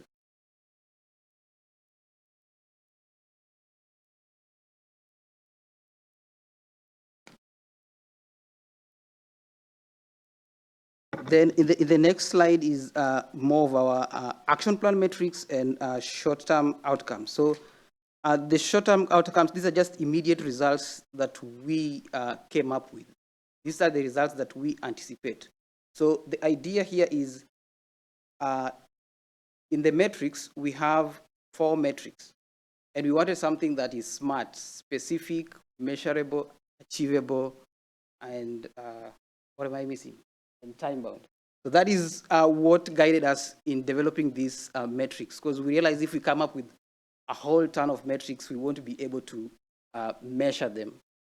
So these are the 4 metrics that we came up with: the number of business served, underserved by sectors, then number of new resources, relationship, then number of impressions, views, market and media impact, and number of new and active business licenses. So we realize in the input onset of this, we have the action items. And immediately after the action items, we come up to the outcomes. Now, we have also 3 outcomes that we condense. We had lots of outcomes, but we decided to condense them into 3 that we are able to measure. And one, our goal is to try and remove barriers and provide these businesses with tools and resources. Then also ensure businesses' perspective represented in the city and regional policies. And lastly, we want to increase promotion and also increase awareness and connection between Issaquah businesses.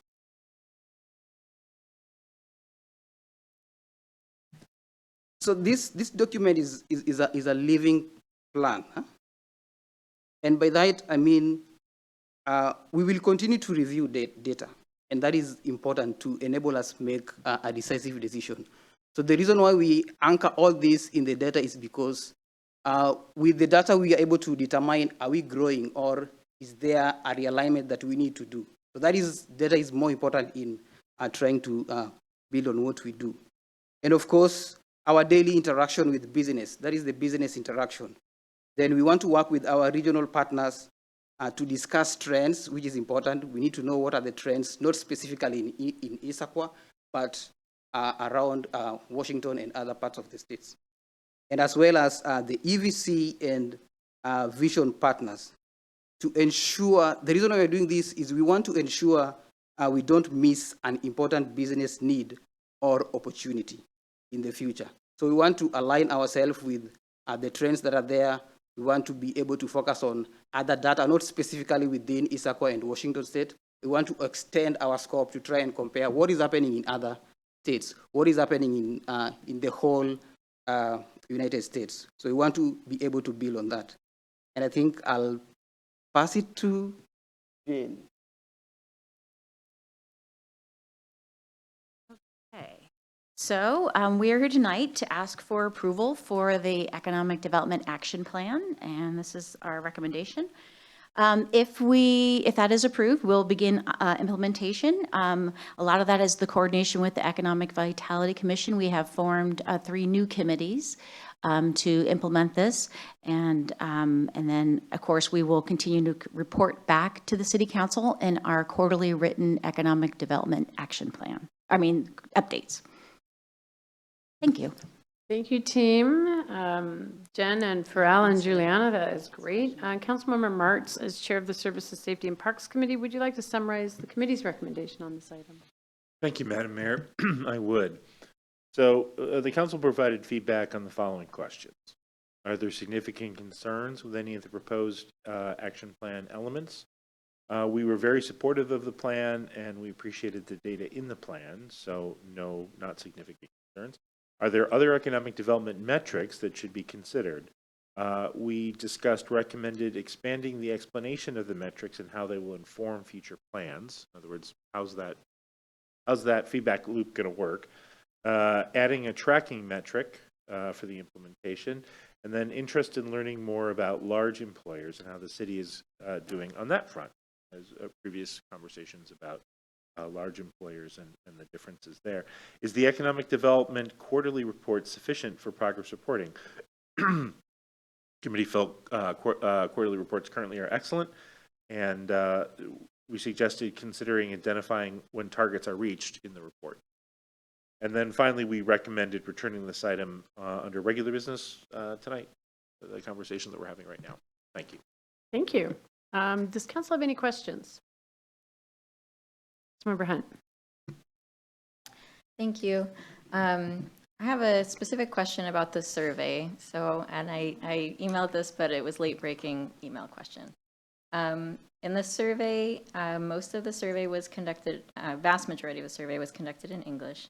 And then there's a note that due to translation barriers, the results didn't reflect the responses that were not in English. And so I wondered how we can incorporate the voices of people that want to fill out the survey in a language other than English. And I know there was information in your presentation about making sure that we're reaching all of the business community, and we definitely do have community members who I think would appreciate having a option to participate in a language other than English. So if you could speak to that, that'd be great. Yeah, thank you for bringing that up. So the survey was translated into Spanish, Korean, and Mandarin. And what happened so we only had, I think, 1 response, unfortunately. So we know we need to do a better job of getting it out. But I think what happened is that was a draft that didn't get updated. So because at the time when we did the draft, that report, we weren't able to get that translated. So we will update the report with that information. So I know that does exist. And so we obviously don't want to have a survey taken and not know what it says. So that was, again, an error of timing for the report, and didn't notice that when we were looking at it 42 times. So thank you for pointing that out. We will get that updated. Great question. It sounds like there's resolution. It's going to be included. That's great. Is there any other questions from council?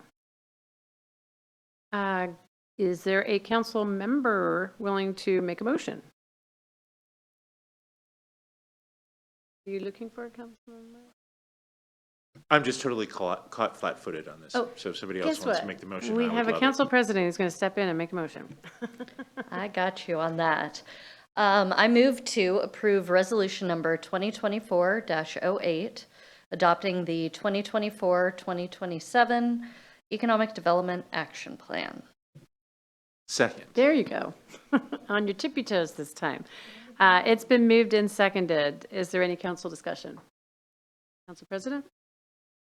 Thank you. I've been following this closely as it's gone through the Economic Vitality Commission.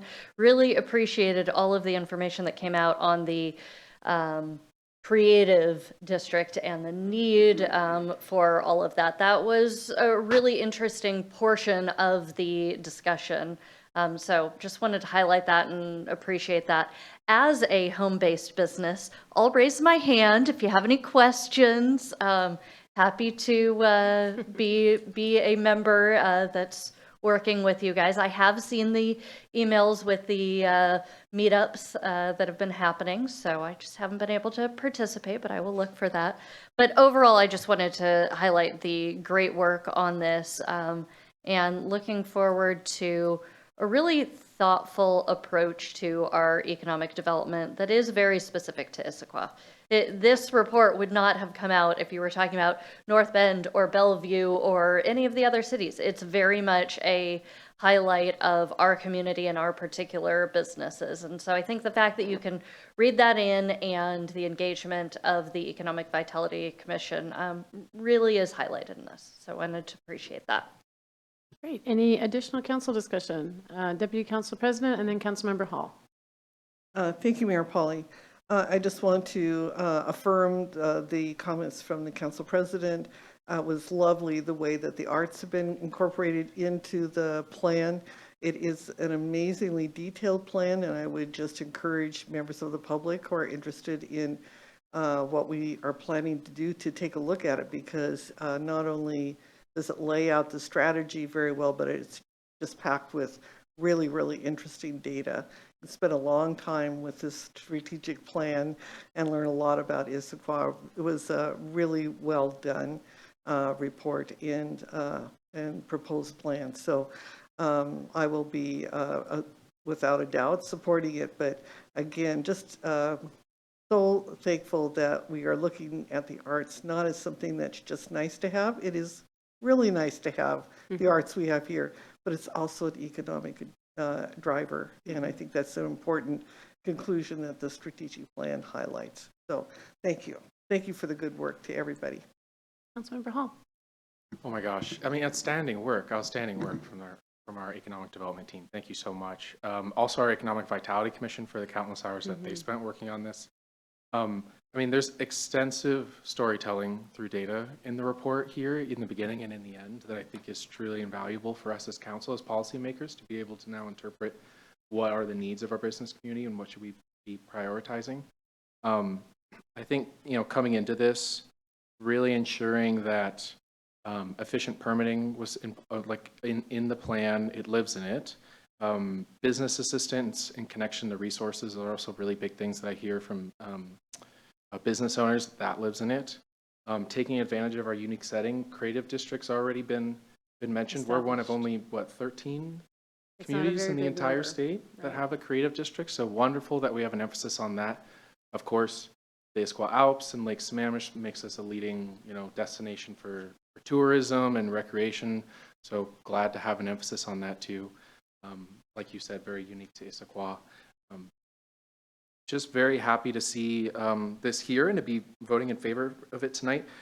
I just really want to make sure it's clear to me what are the actions that are policy related for council to be able to gnaw on and be able to see year over year progress that we're making, how much more is still left to be done, and so none of it gets left on the table when it comes time to redo the economic development action plan. So I don't know if that should live then in the quarterly updates or something, but I would love to be frequently told, okay, here's where we're at, the ones that are policy related, here are the ones that we've made action on. Maybe it's like a work plan or something like a general work plan, but a tie to that, because I'd love to be able to see our progress from the council side. Again, thank you very much for all your work. Appreciate it. Any other comments? Okay, not seeing any. If there's no further discussion, the motion before council is to approve resolution number 2024-08, adopting the 2024-2027 Economic Development Action Plan. All those in favor signify by saying aye. Aye. Those opposed?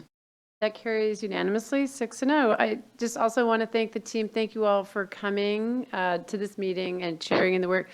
I will say, as an observation of being an elected, serving here in the city for 10 years, just to see the evolution away from reporting out numbers to actually telling us how you are measuring performance and how you are identifying weaknesses and areas to grow, it's great.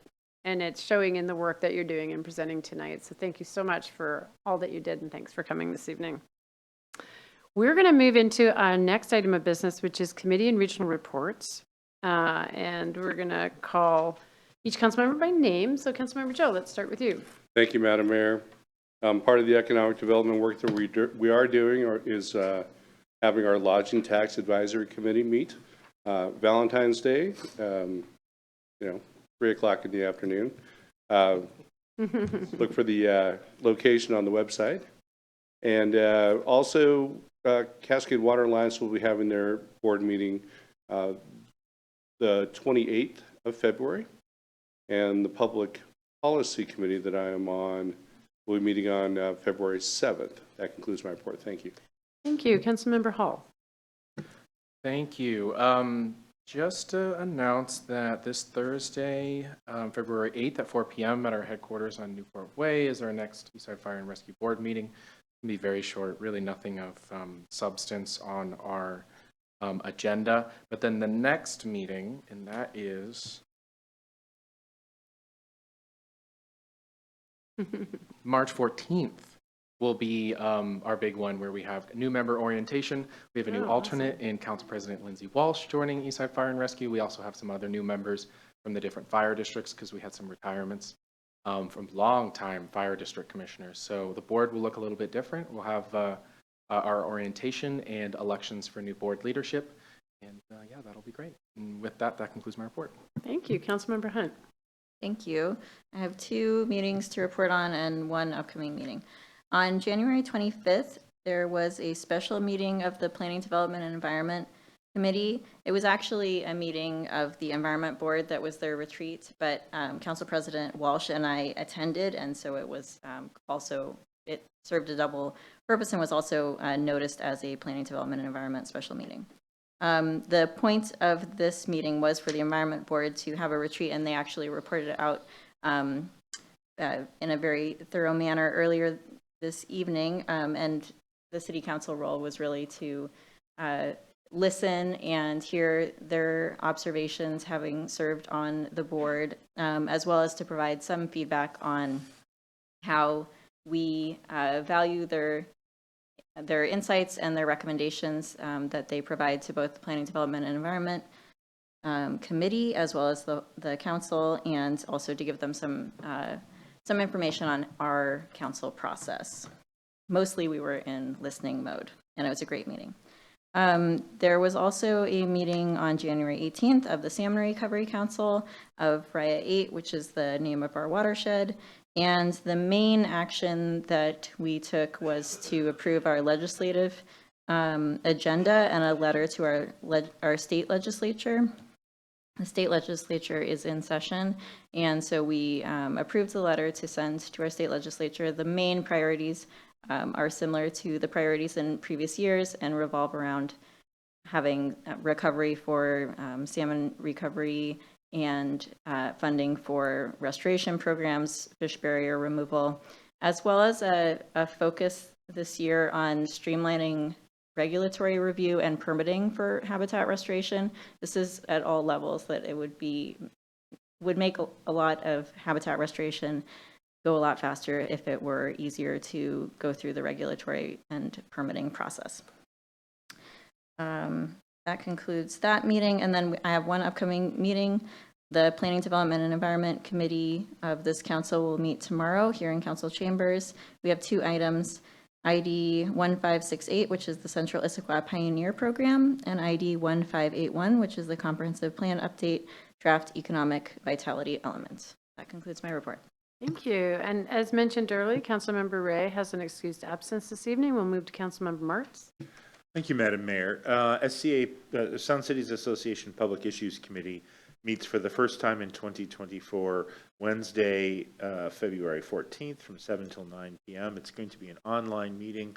Major agenda items include 2024 PIC meeting schedule, AWC legislative update, PIC 101 orientation for new members, and an update on the King County Homelessness Authority. I'm particularly interested in that one. Services, Safety, and Parks Committee will be meeting later in the month, but I'll mention that that's Tuesday, February 27th, and the tentative agenda includes a comp plan discussion, specifically the Human Services and Economic Vitality element of the comp plan, a review of city arts program, and LTAC grant recommendations. This concludes the report. Thank you. Deputy Council President DiMichele. Thank you, Mayor Polly. I don't have any reports on past meetings, but we've got a busy agenda coming up in February. Eastside Human Services Forum will meet this Thursday at 11 a.m. Eastside Transportation Partnership will meet this Friday at 8 a.m. And then the Regional Transportation Committee will meet on Wednesday, February 21st at 3 p.m. Thank you. Thank you. Council President. Thank you. The Puget Sound Regional Council Growth Management Policy Board did not have any action items, but met last Thursday and continued our briefing on the regional centers monitoring. So we have a regional center in the city of Issaquah. They're going through basically a recertification process that they do, I think, every 10 years. And so we're just talking through what are the questions that we need to be asking, what can the cities expect as they go through that? Should we have the same number of regional centers? Should there be minimum bars? Should we add numbers? So just gathering kind of what are the questions as we go through that. That conversation will continue through 2026. So it's a long set of conversations on what our approach to regional centers should be. And then the King County Affordable Housing Committee also met on Thursday. We had met earlier in January to kind of consider what is the Affordable Housing Committee? What should we be? That committee was created 5 years ago as a kind of action item off of a report that said, hey, we have an affordable housing problem.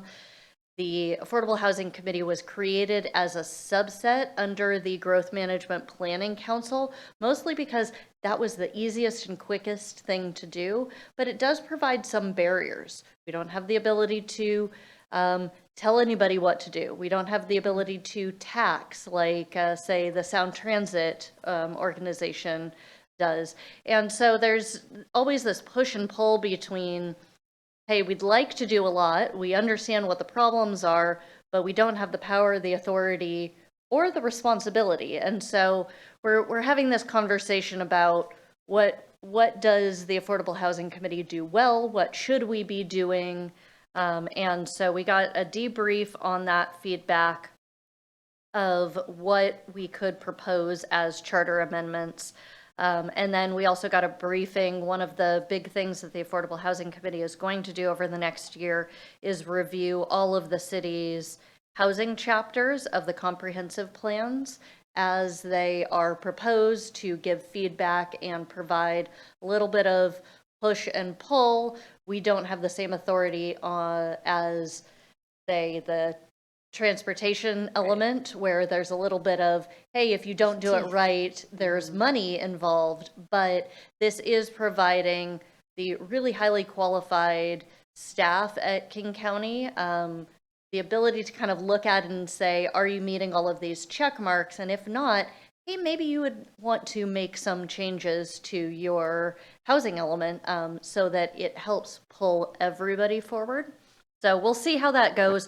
We've done 2 for, I want to say, Redmond and King County, and the staff provided some really hard-hitting responses that said, hey, maybe you should make some adjustments. So we appreciated that and looking forward to how that goes moving forward. And that concludes my report. Thank you. For the mayor's report, I don't have any community announcements or anything to make, but there are 3 meetings that I went to, just special interest meetings that I think I'll provide you some summaries of during good of the order, and you can follow up if there's anything of interest there. Do you want to add on one thing to what Council President was just saying? This conversation about housing elements is also occurring at the state level. And I did actually have a conversation with some of the PSRC staff this week about rather than having Department of Commerce being added into the review process, could PSRC get some more teeth, similar to the teeth that they have with the transportation element? Because housing and transportation are linked, and you cannot meet all of your sustainability and vitality goals unless you have some sort of solid connection between the two. So you have some big stuff on your plate. Okay, so we still have some staff here. We have an informational update. It's ID 1517. 2022 greenhouse gas emissions inventory. Council action this evening is to receive a report, and I'd like to invite Sustainability Coordinator David Reedy to make a presentation. Welcome, David. You're hanging in there at 9 o'clock with us. Nice job. Hello and thank you. Oops, I'm gonna share my screen real quick.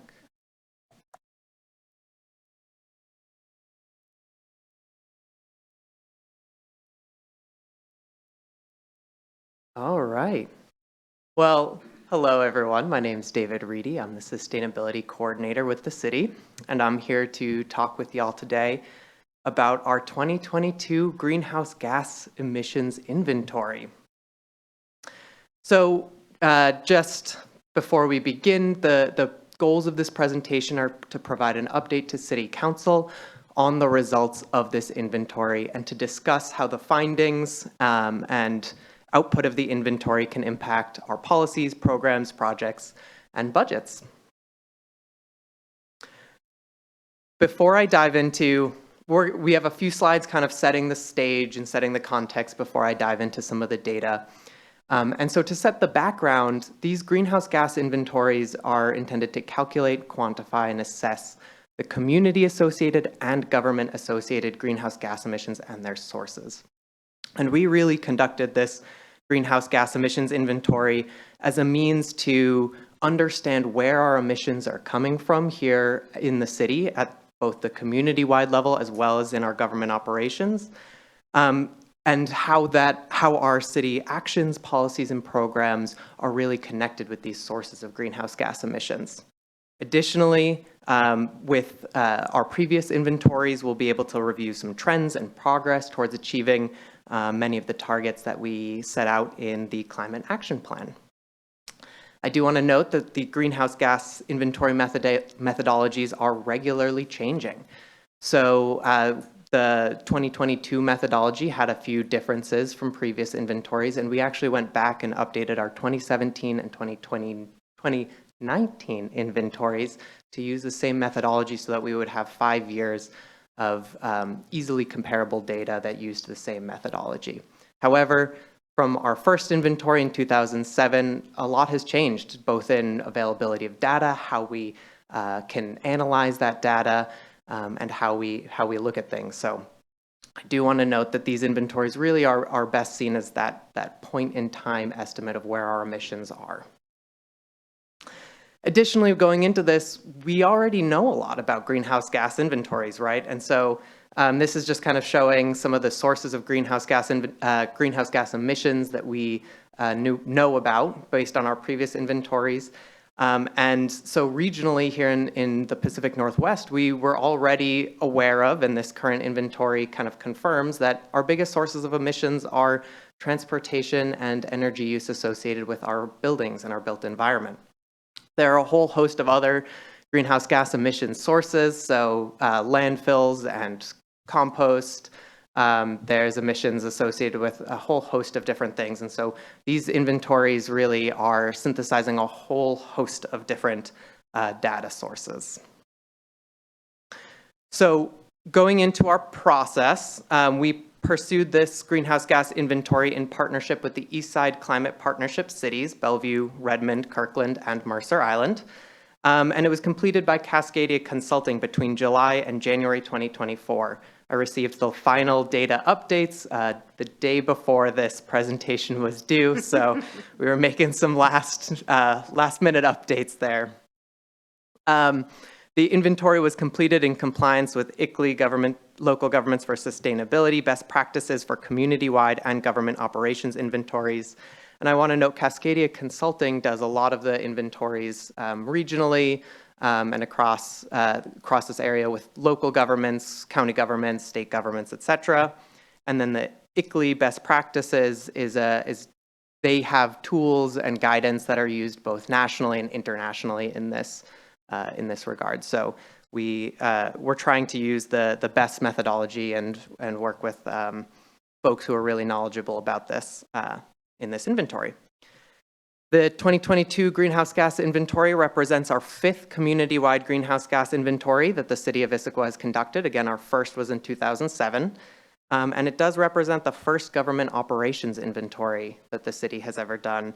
And this directly, it helps us best understand kind of where our city emissions come from, and it completes an ICAP action, which asked the city to start pursuing these inventories related to municipal operations. So with the community-wide greenhouse gas emissions, we'll have some data from previous years.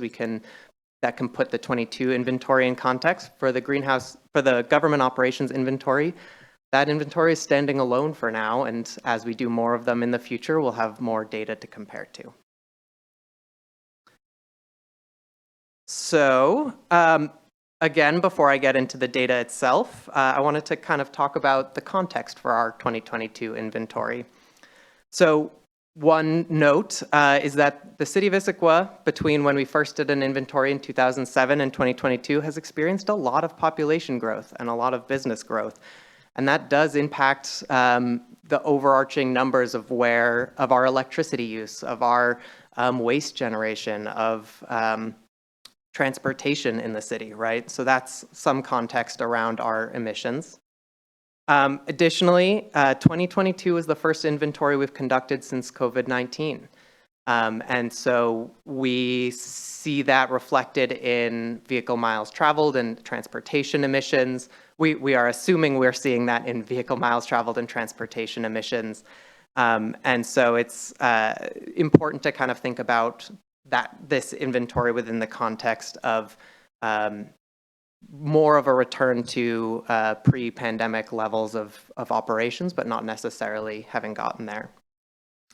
Additionally, I wanted to put this inventory in context in terms of what we're reporting on, and that's both direct activity reporting, models, and assumptions based on greenhouse gas inventory best practices.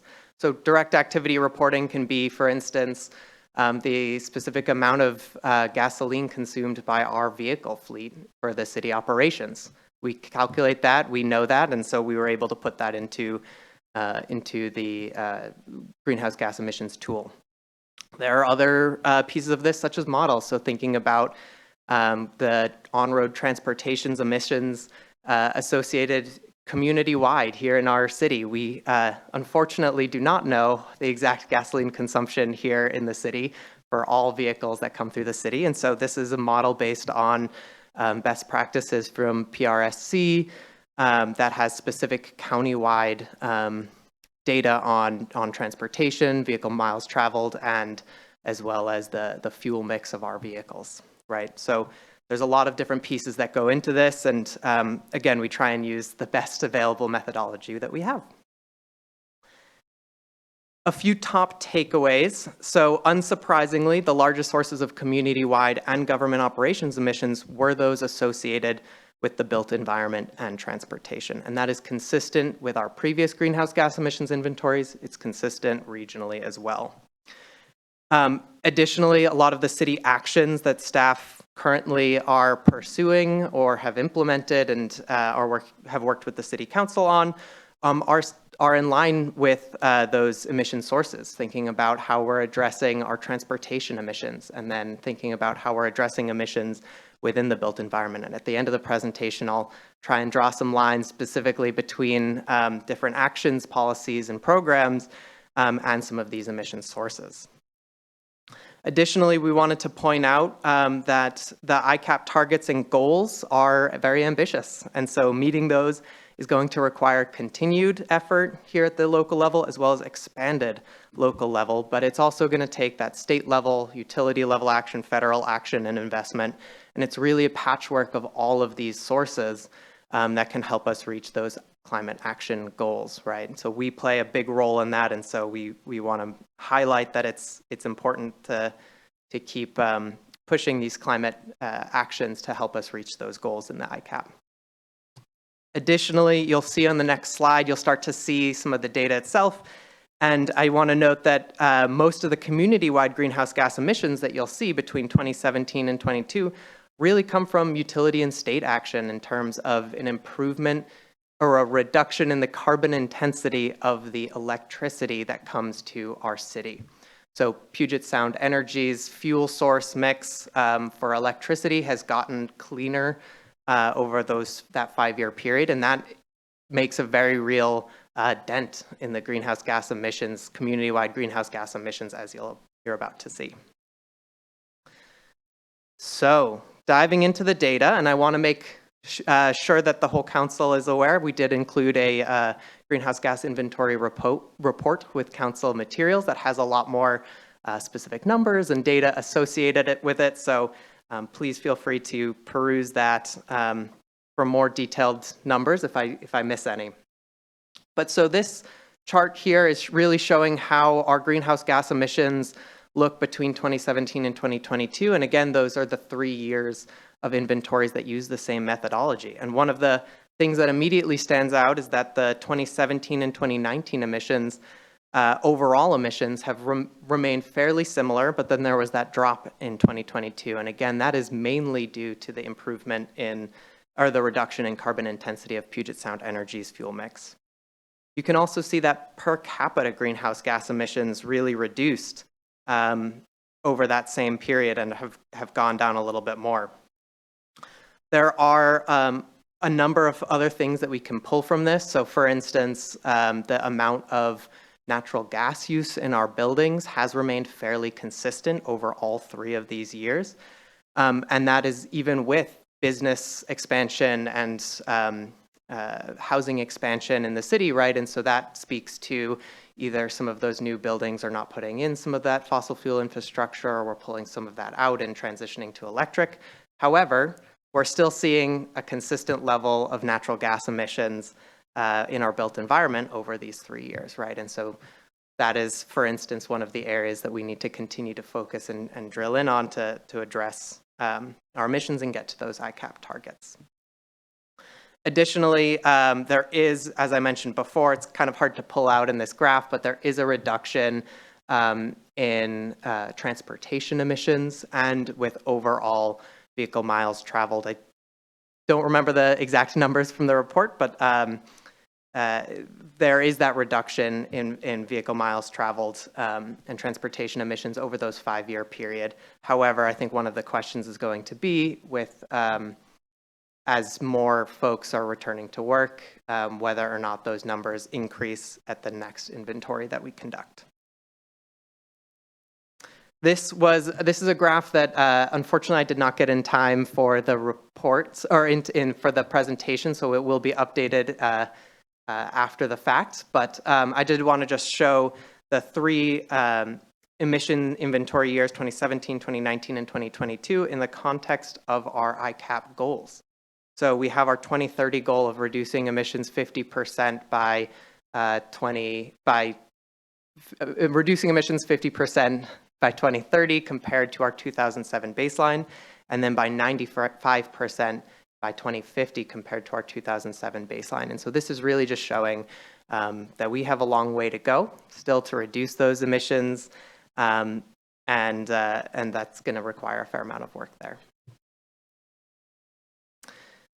Switching over to our government operations, similar story. The biggest sources of emissions from our government operations remain to be our energy use in our facilities as well as transportation.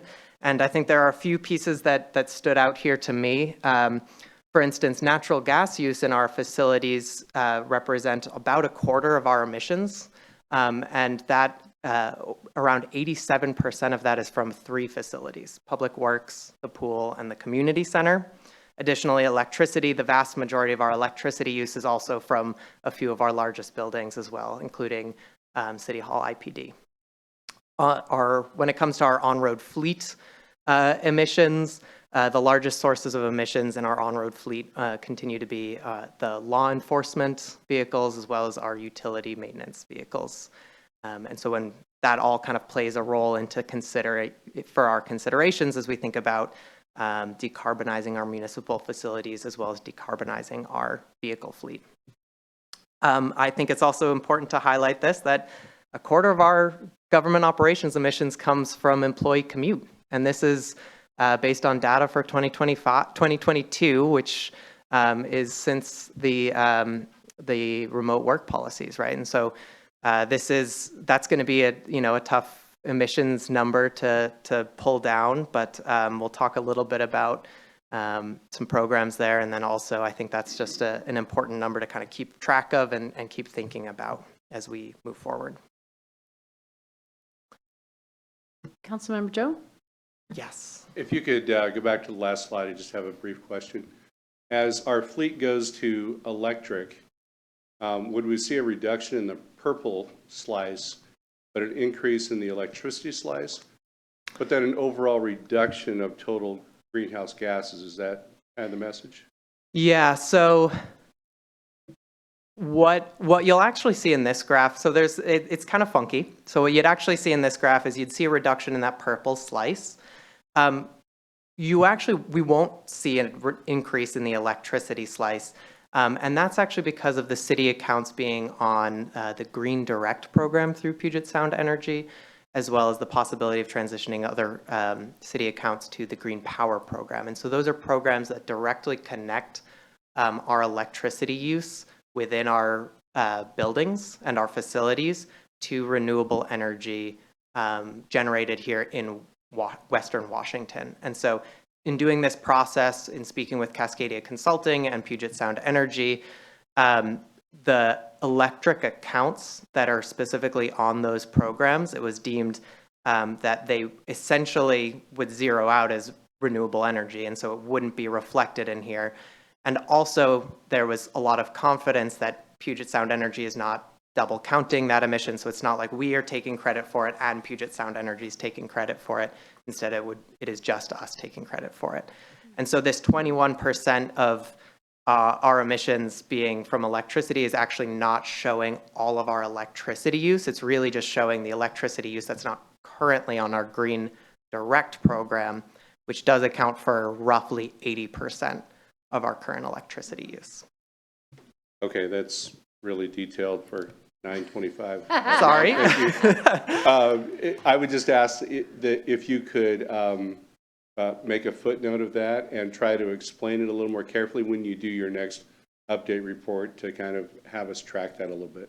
Sure. Thank you. Councilmember Mertz?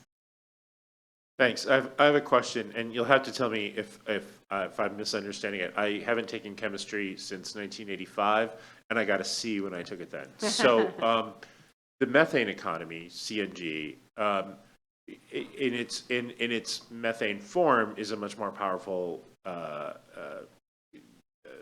greenhouse gas. But when you burn it, it goes to a lesser form. Are we getting any improvements over time, or do we anticipate improvements over time in the handling of CNG? Because it's going to be around for a while. And, systemic losses, CNG venting to the atmosphere versus properly burning it. Are there improvements to be had there, given that CNG is going to be around for a while? Yeah, for that methane emission, is that what you're yeah. So I will have to get back to you on some of those answers to those questions. I can say that for the sake of the inventory, all of those CNG emissions are transferred over to carbon dioxide equivalent. Right. But I mean, I would imagine in a system that produces N number of cubic liters of CNG per year delivered into Issaquah, there would be a certain leak rate, right? Mm-hmm. And that's methane venting directly into the atmosphere at 30 times the natural gas equivalency of regular CO2. But then if you burn it, it goes to a less impactful form. So I would think that there would be some measure of vent methane coming out of a place like ours that has so much CNG use, and trying to figure out if there's a benefit to trying to reduce that loss rate out of the system, because the methane is so impactful as a greenhouse gas. Yeah. Thank you for that. I will have to get back to you on that specific question. So I believe Stacy will have written it down, and we'll look into that for you. Thanks, David. Any other questions? Let's keep going. Excellent. So this slide is really just pointing out a number of the different projects, both community-wide and then for our government operations inventory, where those projects are specifically associated with some of those areas of sources of emissions. So number one on the government, you can see is that Green Direct program I was discussing around our electricity use. But this is really pointing out that there's a lot of different programs here, right? So the Energy Smart East Side program, which you've heard about and discussed and supported, really is thinking about how do we remove fossil fuel use from our community buildings, residences and buildings, and transition those to high efficiency electric heat pumps. Another one that I want to point out is the land use change through Title 18, right? If we think about how we're addressing our transportation emissions, one strategy there is by improving walkability and bikeability in our community, right? And so again, all of these pieces really work together towards addressing all of the greenhouse gas emissions, and there's not one single program, policy, or effort that's going to address all of these emissions. So ending with some next steps, the Office of Sustainability will be partnering with departments across the city to leverage the results for budget requests, projects, and policies. So for instance, thinking about how do we think about our greenhouse gas emissions from municipal operations, and how is that going to impact which projects we try and pursue and which budget requests go in, say with facilities or with our fleet moving forward. Additionally, we plan to use the data for the 2024 ICAP midpoint check-in, so this is going to help ground that check-in within data. We do expect to do another greenhouse gas inventory to cover 2024 emissions, which we are now in 2024, which is kind of wild. But that data gathering will begin in early 2025, and then will probably take most of that year to complete as well, just considering the lag of that data. We do expect to use that data from the 2024 emissions inventory as well as this current 2022 inventory to inform the ICAP update process, which is expected in 2025 and 2026. So our hope is at that point we'll have 2 more years of really great data to help think about what is going to be, how is that impacting our targets, and how is that going to impact which actions and policies and plans we update within that plan, as well as we'll have 2 years of government operations data, so we can start looking at that trend over time as well. And with that, that's my presentation. I'm happy to take any additional questions or hear any discussion on this data. Questions, discussion? Councilmember Hunt? Thank you for the presentation and for sticking with us so late in the evening. So you mentioned that there were differences in the data availability, and so we weren't going to go back and do redo the older inventories with the same methodology. But the ICAP also has a lot of the goals based on the 2007 numbers. So it's a percentage reduction based on that 2007 numbers. And so my question is, how are you thinking about those targets that were set based on that older inventory, and with your plot with the yellow bars, are you mostly focusing on the trend in the recent years and using that to determine if we're on track, or are you thinking about it in a different way? Yeah, thank you for that question. So that was actually a big topic of conversation across the East Side cities as we were thinking about these inventories. What do we update? Each of the cities kind of took different paths. Most of them kind of settled on this updating a few years of data so that we could have at least, some years of apples to apples comparison. We have some of our ICAP targets set to a 2007 baseline. We also have some ICAP targets set to a 2017 baseline. So there's already some just differences in our ICAP in terms of what those baselines are. And when I think about what our plan is moving forward, we were hoping to have that conversation around whether or not we wanted to update that baseline as part of the ICAP check-in or the ICAP update process in 2025 and 2026. So at that point, having the conversation with the community, with the environmental board, with city council on whether or not it made sense to update those baseline years, recognizing that methodology change. And we recently did have some conversations with ICLEI, Local Governments for Sustainability, and for instance, they were suggesting that most governments that have these climate action plans actually use a 2018 or later inventory year as their baseline year. So different cities are approaching it in different ways, and our thought right now was to give those 5 years of comparable data and then really dive deep into that question of baseline year during the ICAP update process. Any other questions for the team? Councilmember Mertz. So, I mean, I find this fascinating and super valuable to do. Hopefully it's self-evident to everybody. The piece that I'm maybe not seeing is when you talk about where the reductions have been so far, the actual magnitudes of what has contributed to those reductions, right? Because what it seems like it really wants to do is point to where can we make additional public policy decisions as a municipality to continue to impact that, right? Some of these things are happening, as you say, as a result of things that are going on at state and federal level, right? But what can we do? If you were to get a 2% increase in bicycle use, what would that do versus a 2% increase in the use of electric vehicles? Where are the things? And some of those aren't necessarily things that point to exactly what the council can do, but it does point to what is the magnitude of the improvements that can be made, and then also, by the way, where and there are things that we as a council can have impact on. And I think that would be the next step on something like that. How can we continue to contribute to a reduction in both absolute and per capita CO2 equivalent? Thanks. Any other questions?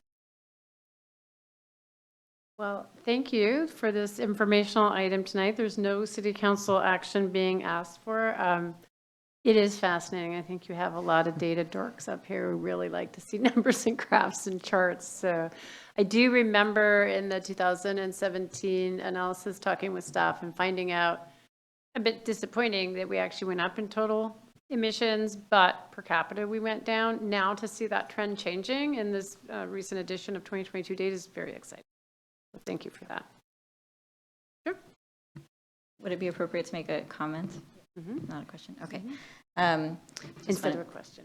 Just wanted to make sure that there was an opportunity to make my comments. So firstly, thank you for the presentation. A lot of cities are not as up to date as this inventory is. And so having a 2022 inventory is really great. That's after a lot of the major impacts of COVID-19 have reduced as far as their impacts on emissions. And so it is really helpful to have the inventory from 2022. So firstly, wanted to congratulate you on the effort to get that updated inventory together for our decision-making purposes. I think one of the takeaways is that a lot of the reductions so far have been due to actions that we've perhaps advocated for, but have not been our direct actions, like the actions of the state and the actions of the utilities that serve us electricity. And so I think what that means to me is that in the next phase, there will be a lot more that the residents as well as the city needs to do to reduce those emissions to continue making that progress. So the first part was other, and we need to continue to advocate to the state and to our utilities, but at the same time, the next phase will be, there will need to be more changes.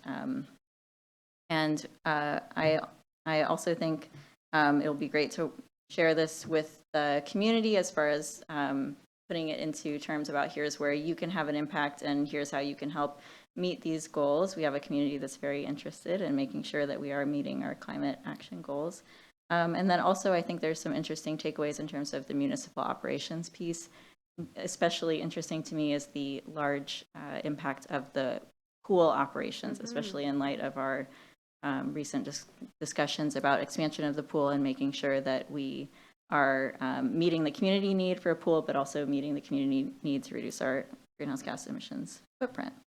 So again, great job, really insightful, really great to see a recent year of data, and look forward to seeing it translated into more concrete actions in the near future. Council President?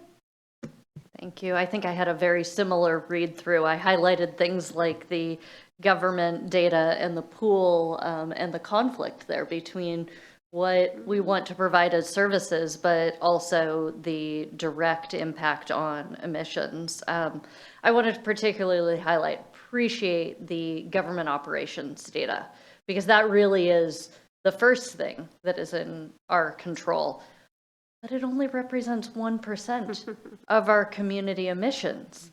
And so I'm like, okay, I'm raring to go on that, but it's 1%. So that speaks back to the policy changes of what are those important impacts that we can make from a policy standpoint that will affect the built environment and the transportation emissions for the rest of the community. So really important to see these two pieces woven together to understand some of the challenges, such as the 25% of our emissions that are employee commutes, and some of the opportunities, such as the percentage that is natural gas that we can work to make a change. So really useful information. I hope the environmental board chews on it and then really does take a look at what are those policy changes that we could contemplate and how they move the needle. Because I think we're ready to look at some of those. So, but this is the first part of it. Thank you. Those are great comments. Any other comments? I think part of what you heard from the environmental board leadership team tonight too is a desire for them to have those conversations. I was encouraging them during their retreat not to have those conversations at the retreat, but to have them as part of their regular ongoing meetings so that the public can participate as well, making sure we're doing our work in a space where the public can come to. But those are great comments. Any other comments? Thank you, team. Thank you. The next item is good of the order, and it is, what time are we at right now? 9:37. I have three things that I can fly through, but before I get into them, they're a little meaty. They're one-off meetings. I just wanted to plant a seed in case there's some conversations that council members want to have at a future date. Does anybody else have good of the order stuff they want to throw in, Council President? Thank you. Just wanted to thank the council for a productive retreat that we had on Saturday. We met from 9 a.m. to 2 p.m., including 2 meals, just providing a little bit of feedback. We heard you, haven't had any opportunity to take action on all of this yet, but the listening session, we still need to debrief, and we are committed to bringing a set of options back to the council. Budget strategy, I have talked with the city administrator, feeling good about the information.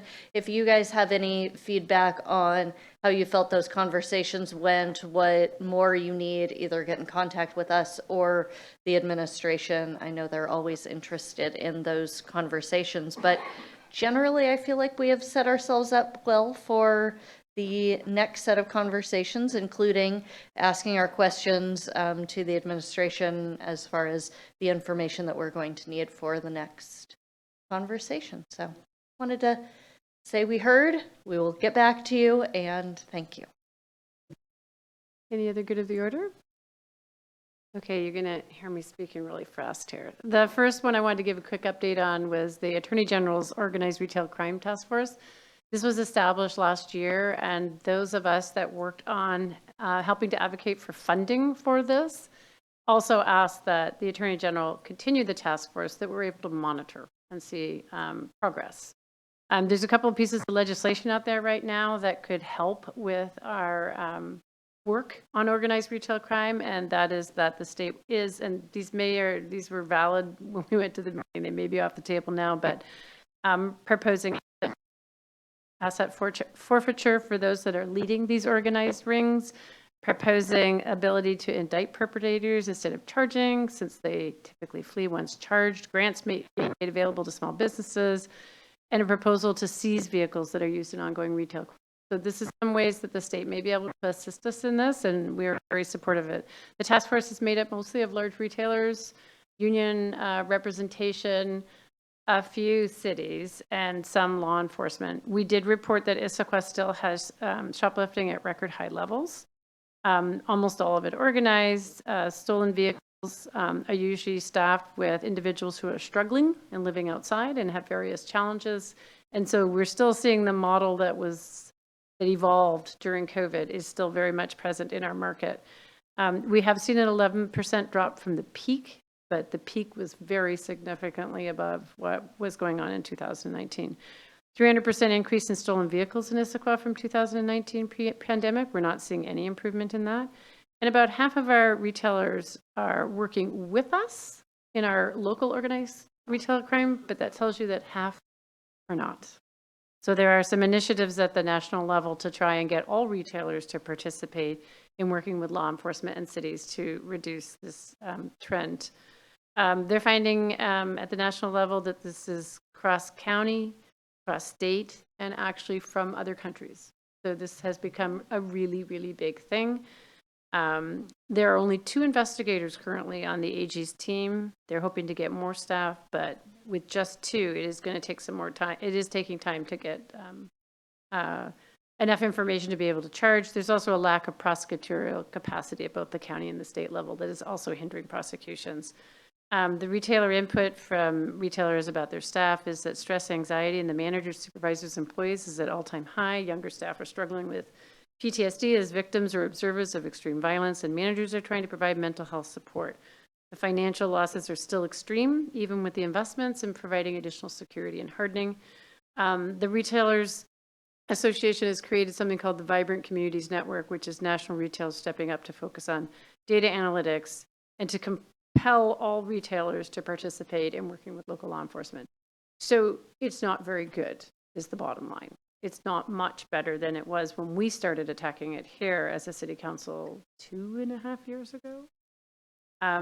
That one of the other highlights I wanted to give you was I got to go up to Providence Point for a nice little meeting with a group that they call, gosh, I forget, News and Views. And I told them I would come back and talk about some of the concerns. I provided some updates on some local projects.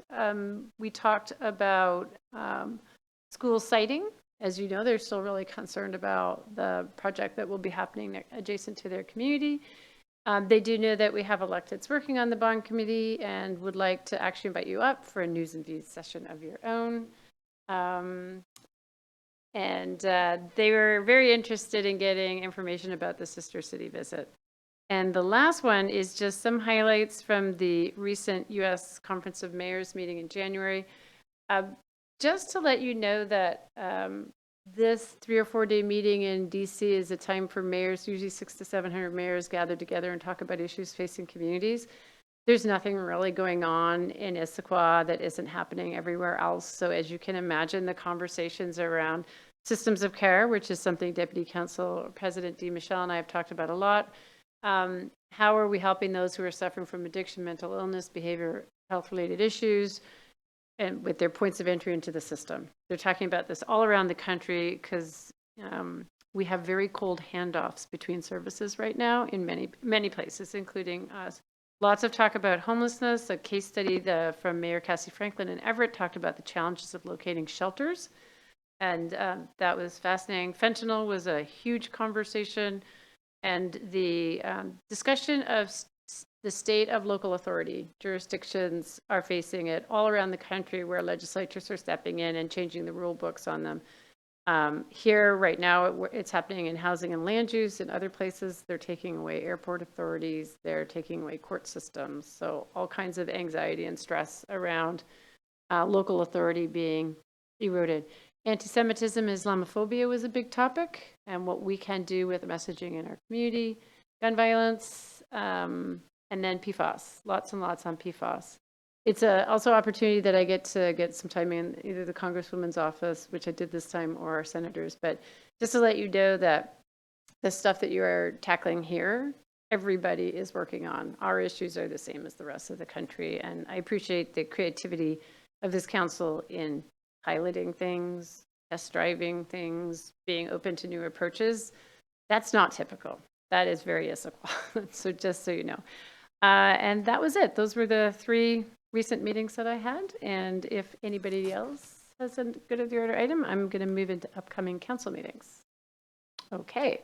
February 12th, Committee of the Whole meeting. Anticipated agenda items include Cascade Water Alliance water supply contract options, a regional coalition for housing strategic plan, and the city work plan. And the February 20th City Council regular meeting has been canceled. There is no executive session this evening, so there being no further business, we are adjourned at 9:45.